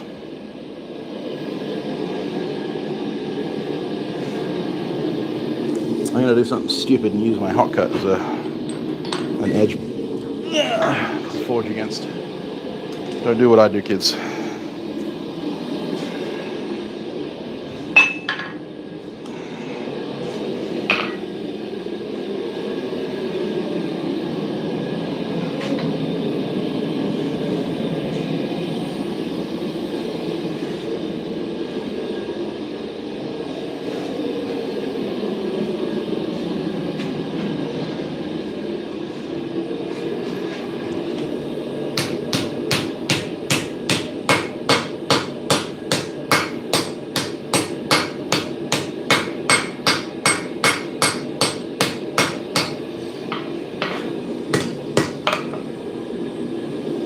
Now it's started, I don't need it, so.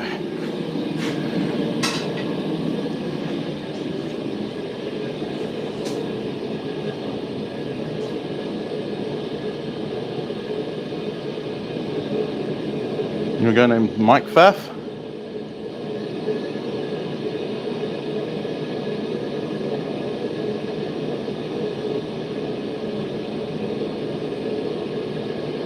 Making a sword again? Yeah, I'm making plenty of swords. Sethwood 15 kilo hammer. Yeah, the Cutlass hammers hit pretty freaking hard for the weight.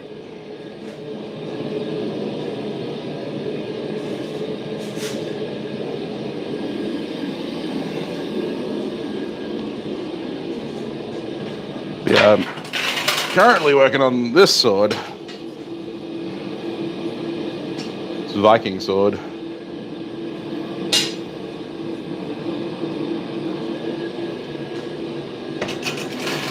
Gotta heat treat it at some point.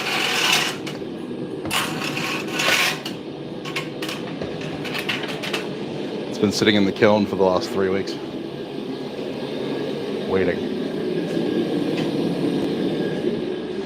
Waiting for the day that I actually get around to doing something with it.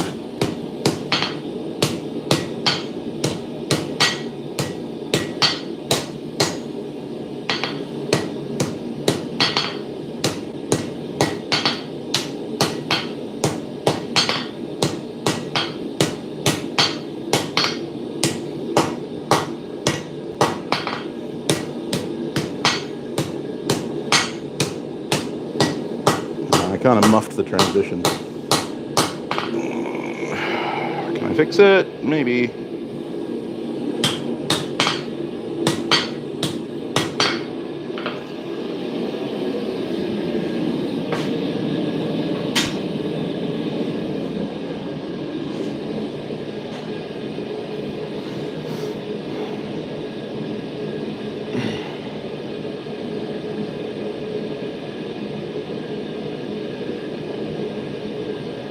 Yeah, the weather has been one of the big issues. The other issue has been that I keep working out how I'm going to temper it, and then I change my mind.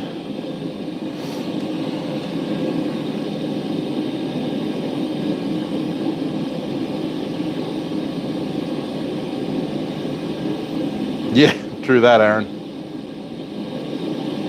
Yeah, I would buy that for $1,000, absolutely.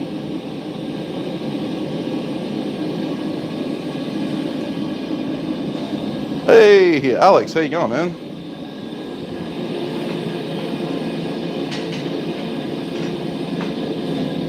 Mr. J. Alex Ruiz in the house.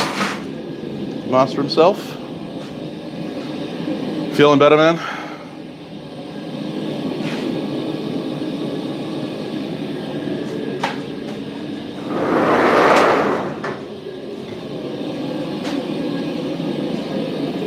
Just gonna fix a fuck up.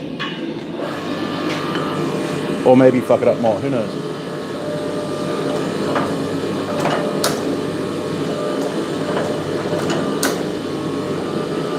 This is when I wish I had one of my guillotine tools built.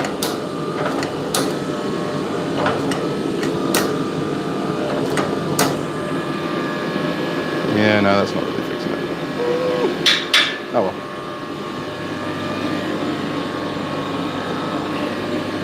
So the issue that I have is that the socket doesn't transition up with the neck really well.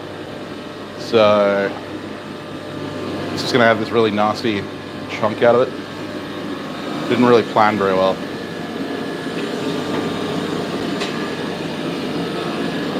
Might neck that transition down just a little bit. Try and make it a little bit more visually appealing. It's still gonna be strong, but I'm going to have one. I just haven't cut the dies out yet.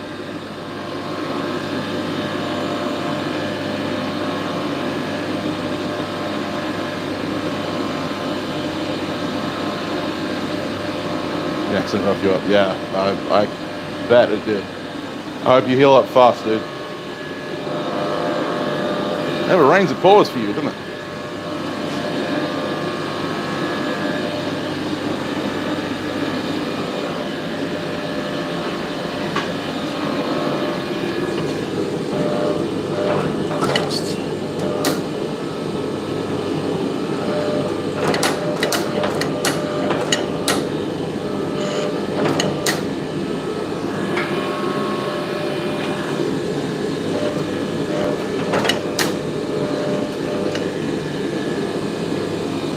That'll do.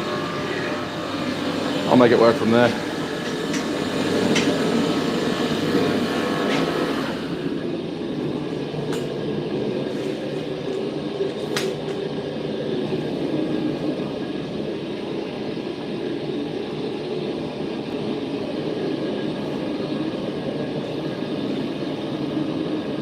Hey, no worries, James.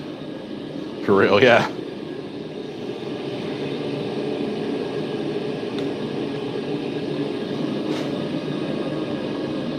It is, Joel. That's correct. Well, that's where the original, where the original idea came from, James, was the file cutter's hammer. So yes, you're correct. It does bear a striking resemblance, because it was. Because the originals were. There's a reason for that, actually, which I'll go into after I do this heat.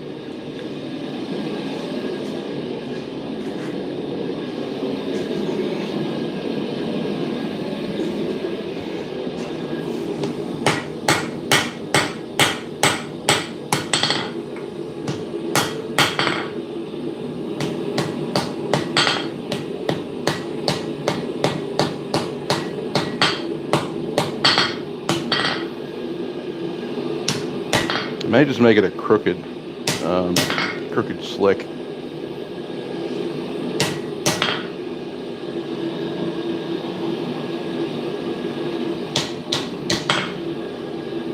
Just bend the chisel itself.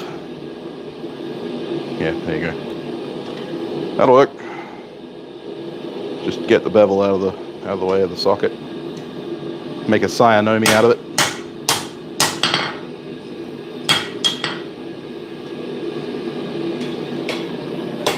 It's not a fuck up, it's a feature. So goes the saying of every project I make.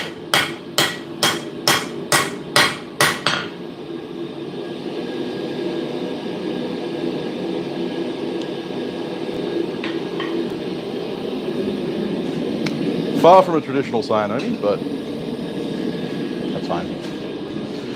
So the English Cutlass hammer originally, yeah, sandblasting cabinets are good fun. I like mine. It was very useful in the 48-hour dagger challenge. This was just a test anyway, and it taught me some things that I'm doing tanged chisels, the next ones. Anyway, so the English Cutlass hammer actually originated from the file cutter's hammer, because the English cutler's anvils, the cutlery anvils that they used to use, were large London pattern anvils, but they had dovetails in them, and the dovetails were to hold tooling, and various tooling like anvil blocks and hot cuts and stuff like that. And they were normally at about chest height. And so if you imagine a straight-handled hammer like this, forging like this on the anvil. And the reason that they were at that height is because it was easier to see the work that you were doing, especially when you were making folding blades and stuff like that. And so English cutlers, the guys who were forging, bladesmiths, they all started, see you later, Jacob, they all started on anvils like this. But when you've got an anvil like this, you can imagine forging 2 gross of blades a day, which is about 280 blades a day. Doing this all day gets killer on the back. So they would stand up straight and forge, but then of course you're miles away from the anvil face. So they brought the anvil face up. But then once the anvil face is up, this is where their arm was. So they noticed that file cutters hammers are designed to hit back towards the user by having a curved handle and a dog's head face. And so what they would do is take a file cutter's hammer and start using that. And it developed over time that the English cutler's hammer became straighter and straighter handled because the anvil started getting lower and lower again as they started moving into less production work and more artisanal work. But yeah, traditionally, an English cutler's hammer would be very similar, very close in shape to a file cutter's hammer, just a little bit less extreme of an angle, because a lot of the file cutter's hammers you'll see are almost bent double on themselves because you're forging literally back towards yourself with the hammer, whereas in this case, you want the hammer to fall flat on the anvil, but you want your hand to come down here, right? So the angle needs to be about like 60 degrees. Now, I make an English cutler's hammer that has an almost straight head. It is very slightly angled back towards the user, and that's to assist with far edge beveling. But the useful utility of it is the dog's head nature of it, and the English cutler's version part of it is mostly just that nose shape, which came from a file cutter's hammer, right? Like, there's nothing specifically inherently better, although it imparts more force for the weight of hammer because there's a smaller face. But yeah, English cutler's hammers are file cutter's hammers, just used for making cutlery, if that makes sense.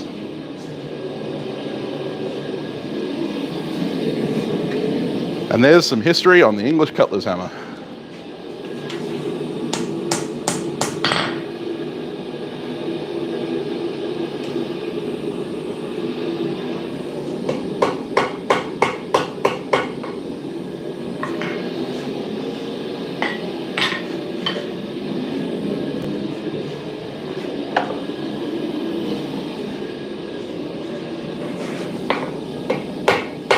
One of my favorite styles of hammer for the history.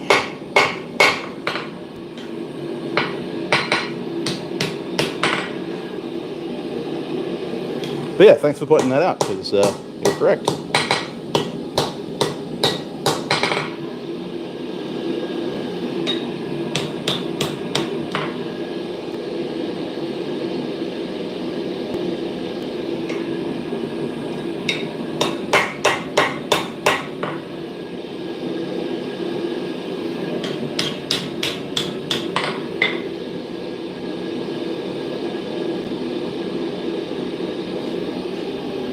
Now I could mandrel this, but I'm not going to bother because I can burn it in, burn a handle in, and it doesn't need to be perfectly round anyway. And I don't really have a mandrel built for it, so I'm just going to leave it like that. It's fairly round.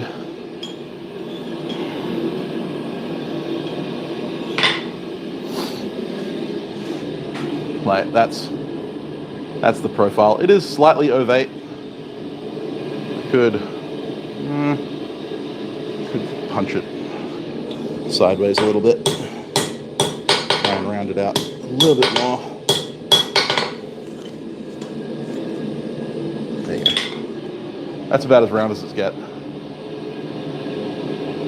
Yeah, I could use a bit of the horn, but that's about as close as I need it. And it's a slightly canted chisel so that the handle will be sitting up at an angle a little bit, and that's to allow passage of the blade over the material. Might need to kick that back a little bit more. Joys of it being mild steel is I don't have to worry about bending it too much, because it's not going to hurt it.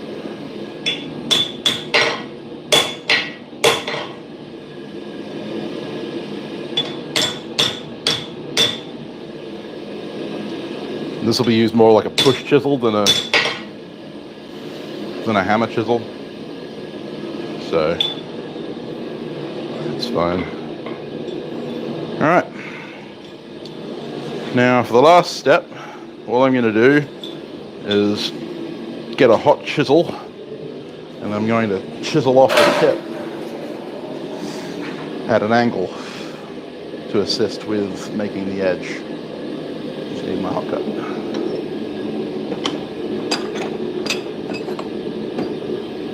That one will do. I don't know where my other one is.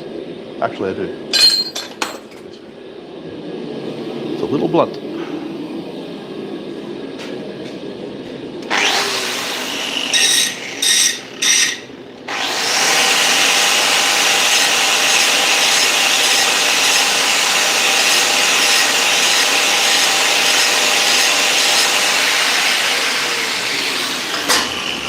Not.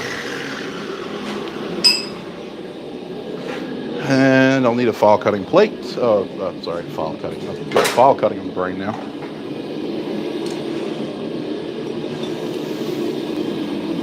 Need a chisel plate.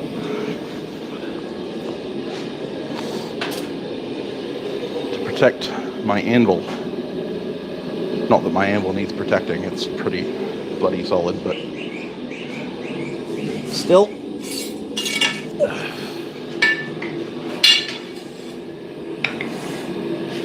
Bit of a chisel plate, never hurt.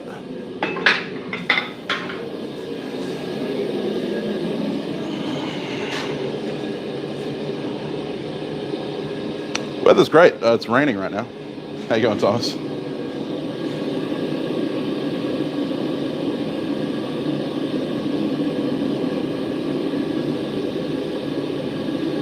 It's starting to get warm here too, Paul. I'm not looking forward to it.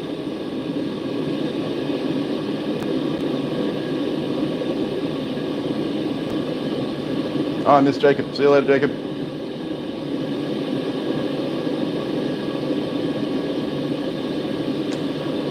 The main difference between Cutlass hammers and Japanese dog's heads is that Japanese dog's heads tend to have either flaring faces that flare outward towards the face, so they become wider at the face, or they taper in the entirety of the hammer, so they have a really wide head at the back, they look like a setting hammer.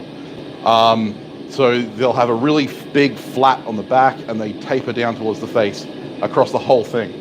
English Cutlass hammers, because they're designed to be forward weighted entirely, like so this is more of a, like this is a file cutter's hammer, but this is a flared file cutter's hammer, much like a Japanese dog's head. So it flares out towards the face. The face becomes larger than the eye.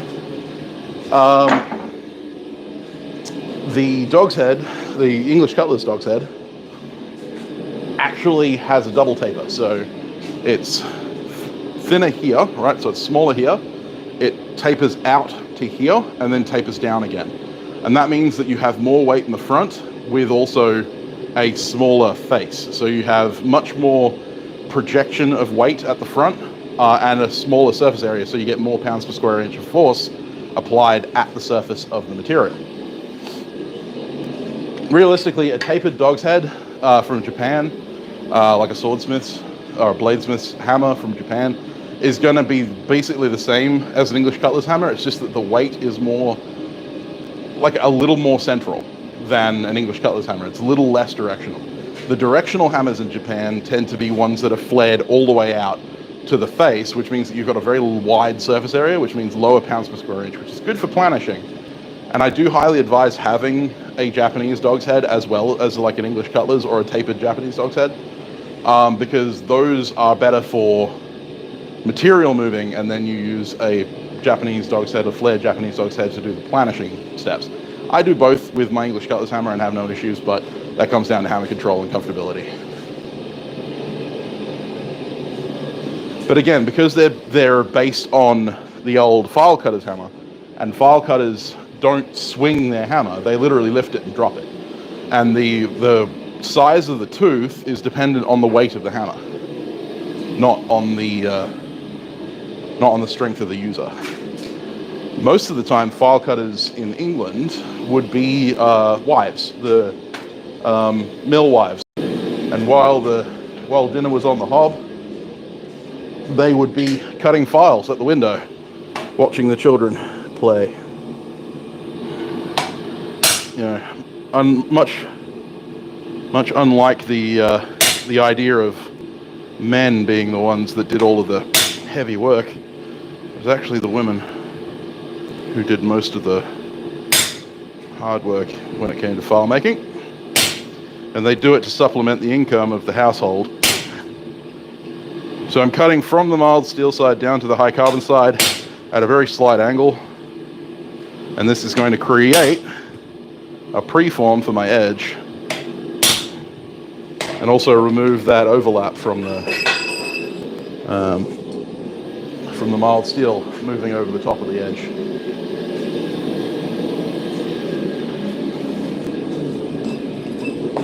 But I plan on doing a series on file cutting because I want to make my own files. So look forward to that kind of stuff in the future. Files and file cutting and the history of the Sheffield knife making industry is kind of one of my favorite bladesmithing history factoids. I love that kind of stuff. True that, Galen. The face of the hammer is sharper than your average hammer. It's not perfectly sharp, it is slightly crowned, like any good blacksmithing hammer should be. Mine's a little sharper than some. The ones I sell are slightly more radius than this one, but it is a very tight radius. And the reason for that is because you're not really using the edges of the hammer. You should be hitting full flat with the face. And in most cases, the face is very slightly pillow-shaped. It's very slightly rounded, like all good hammers should be for blacksmithing. They shouldn't be perfectly flat, because there's no such thing as hitting perfectly flat.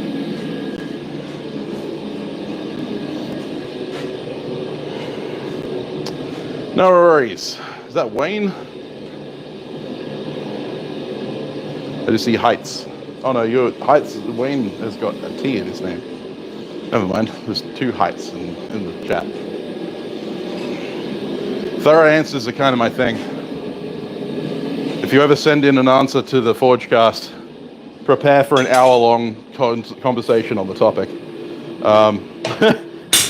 Last night we were recording with Niels Vandenberg, journeyman smith, a good friend of ours, patron of the 48-hour dagger challenge for our next episode. Oh God.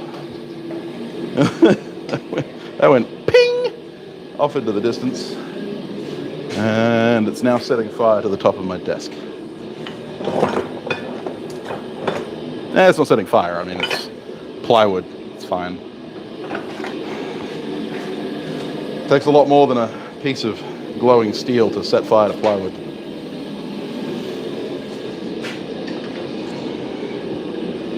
Always be aware of where your pieces of steel are going to go when you're cutting. I wasn't paying attention. I was talking, as I am wont to do.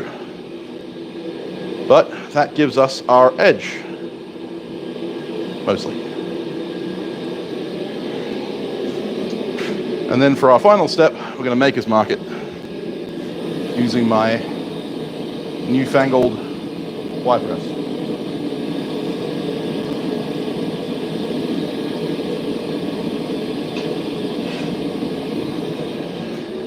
Just need to set it up. Do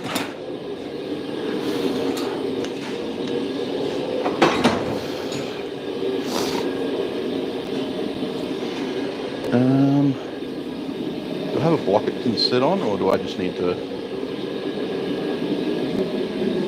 I can use that. I can use one of Preston's press dies.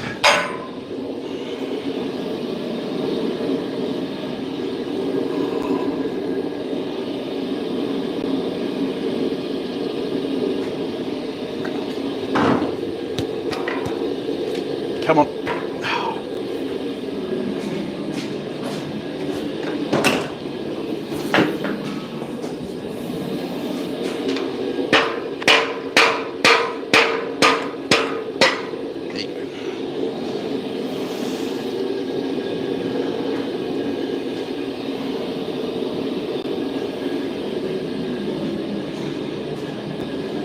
Persuader.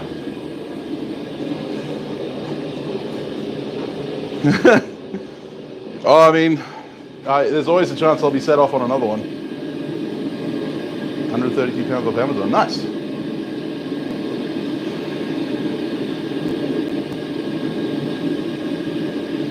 See that?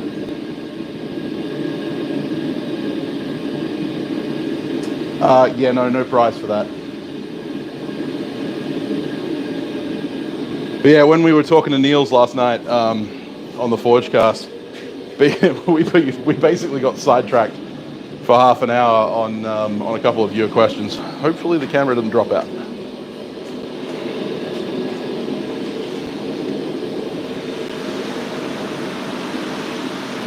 Because the rain just set in. Of course it did.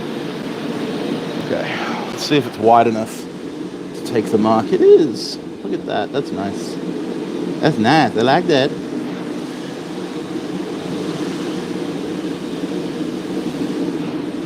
Yep. Nice and deeply marked.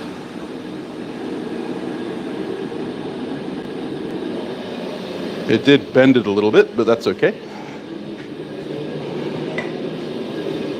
That's okay. We have the tools. We have the technology.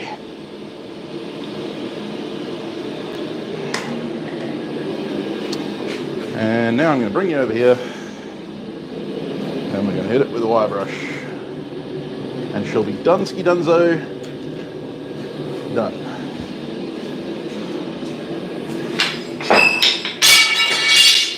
I treat my tools with a great deal of care, as you can tell. I heat this back up and do this.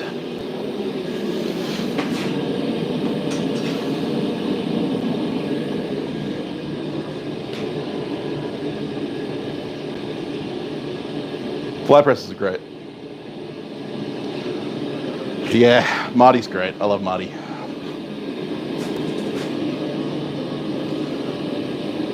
Yeah, if you get an opportunity to get a fly press, grab one. Even the small ones, they do a great job.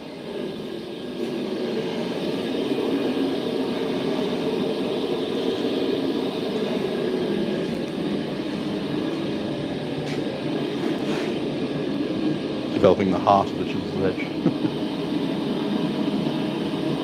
Very poetic. toying with building a fly press? Interesting. I mean, you have a treadle hammer, which basically does the same thing.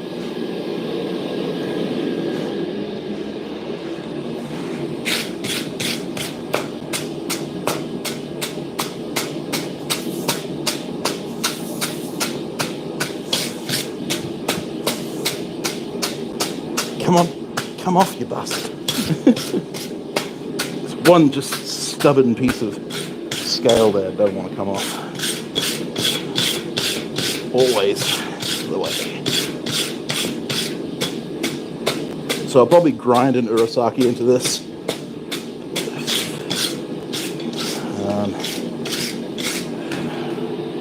Maybe, I mean, depends on how devoted I get to the idea, but we'll see.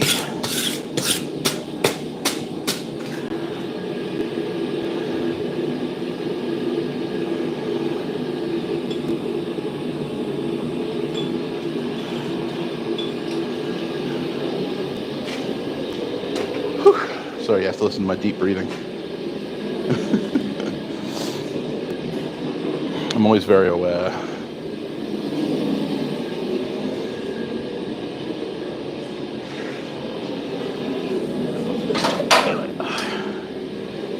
Just gonna give the same treatment to the socket. Give it a nice brush, make it look pretty.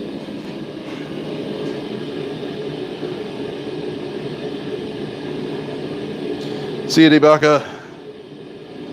No, it's a 4, Matt. Just got a Whitney brush. Whitney brush, nice. Not really, David. Like, the tonnage of a fly press is dictated by the screw, right? The bigger the screw, the larger the force, basically. Now, technically, me wanging off it, weighing almost 200 kilos like I do, I'm getting 4.5, 5 ton out of this 4 ton press.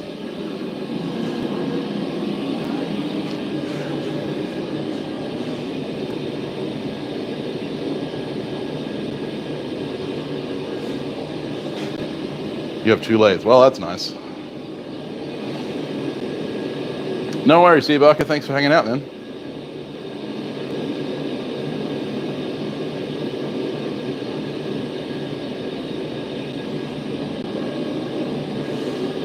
I'd be interested to see someone cut a Whitney thread and make a fly press. That would be amazing.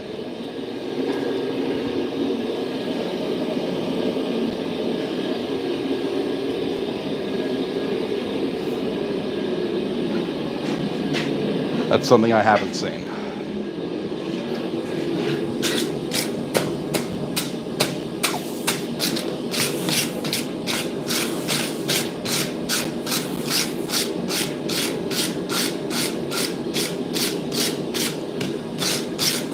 Now I've seen everything. Have you seen a man try and eat his own head? No, then you haven't seen anything. And neither have we. Props to anyone who knows where that quote is from.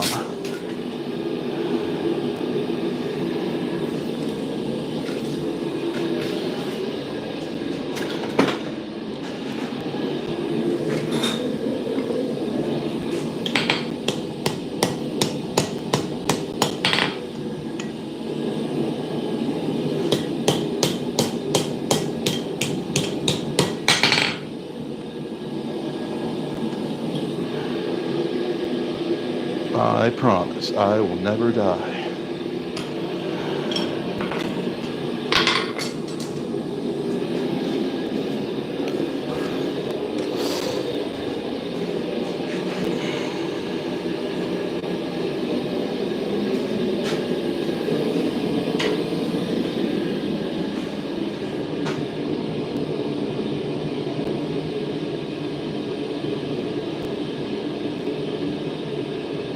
Oh yeah, Thomas, they're amazing. I love it. That's not old British humor, for sure. You are unnecessary, Borin.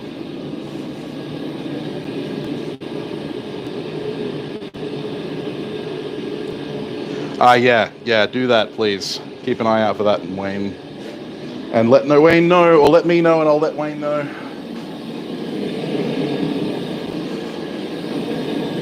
Because, yeah. People are assholes.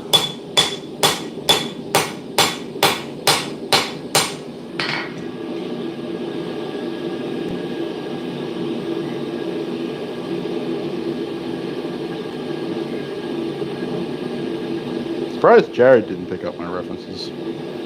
Strikes me as the kind of person that would know that movie.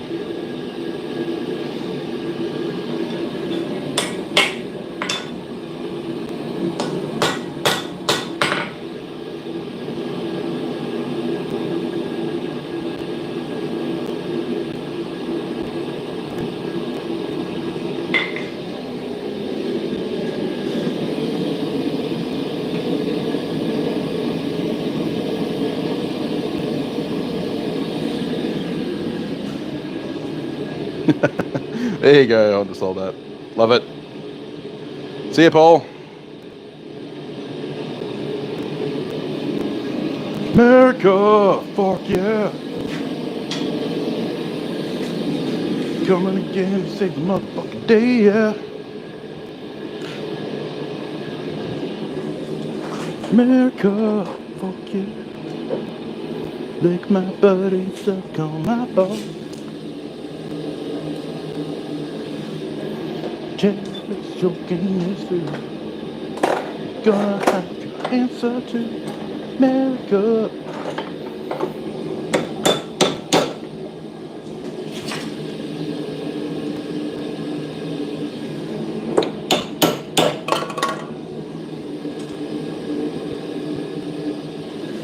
There we go.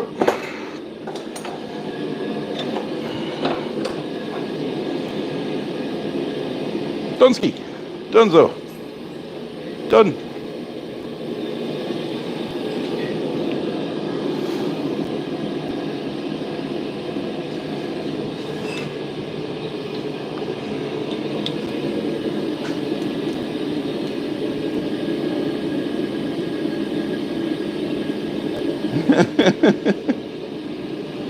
It is the bent. It is the chisel bent. It's bent this way. It's a Cyanome. Flat bottomed. Straight this way. But yeah, it's designed to be that way. Keep the handle out of the way.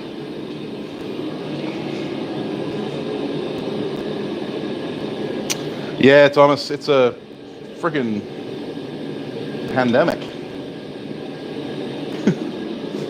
Not to use that word out of context, but you know.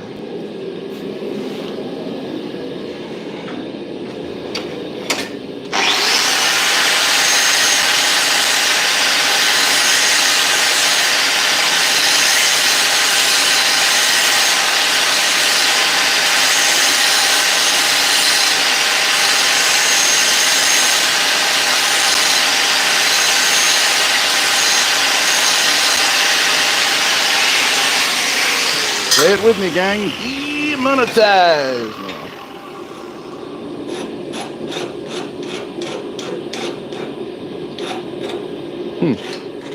Hot steel is hot. Never would have guessed.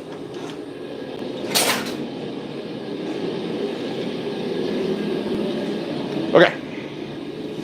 Straight edge.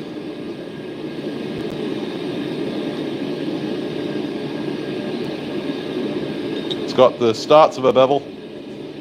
Hopefully you can see that. Yep. We've got our beveled spine. It is a Cyanome chisel, so the handle kicks up from the blade, so that the blade can run along the flat of the bottom of a mortise or the bottom of a tenon.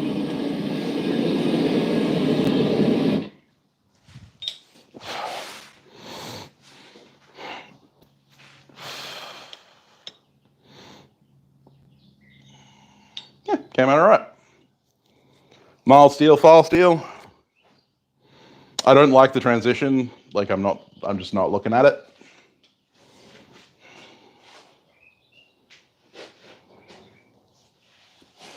Oh, that sucks.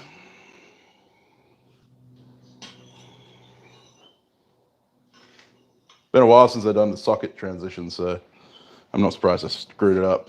But at least the socket seam is straight. Like, yeah, it's straight with the blade. The socket is mostly round. I didn't mandrel it.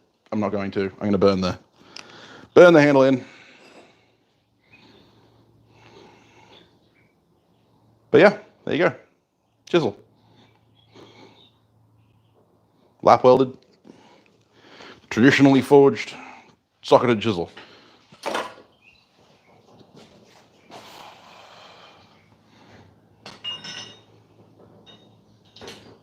And it's got my maker's mark in it, which is off center because I wasn't looking at the maker's mark, I was looking at the camera.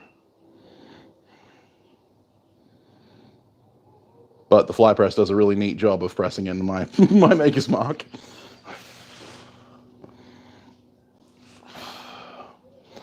I don't know. I mean, if someone decides to offer me money for it, I might sell it, or otherwise I'll keep it.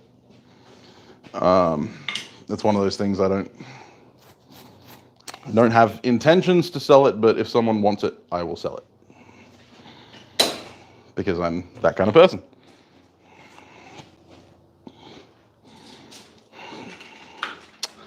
So thanks very much for coming along with me on this hell of a ride.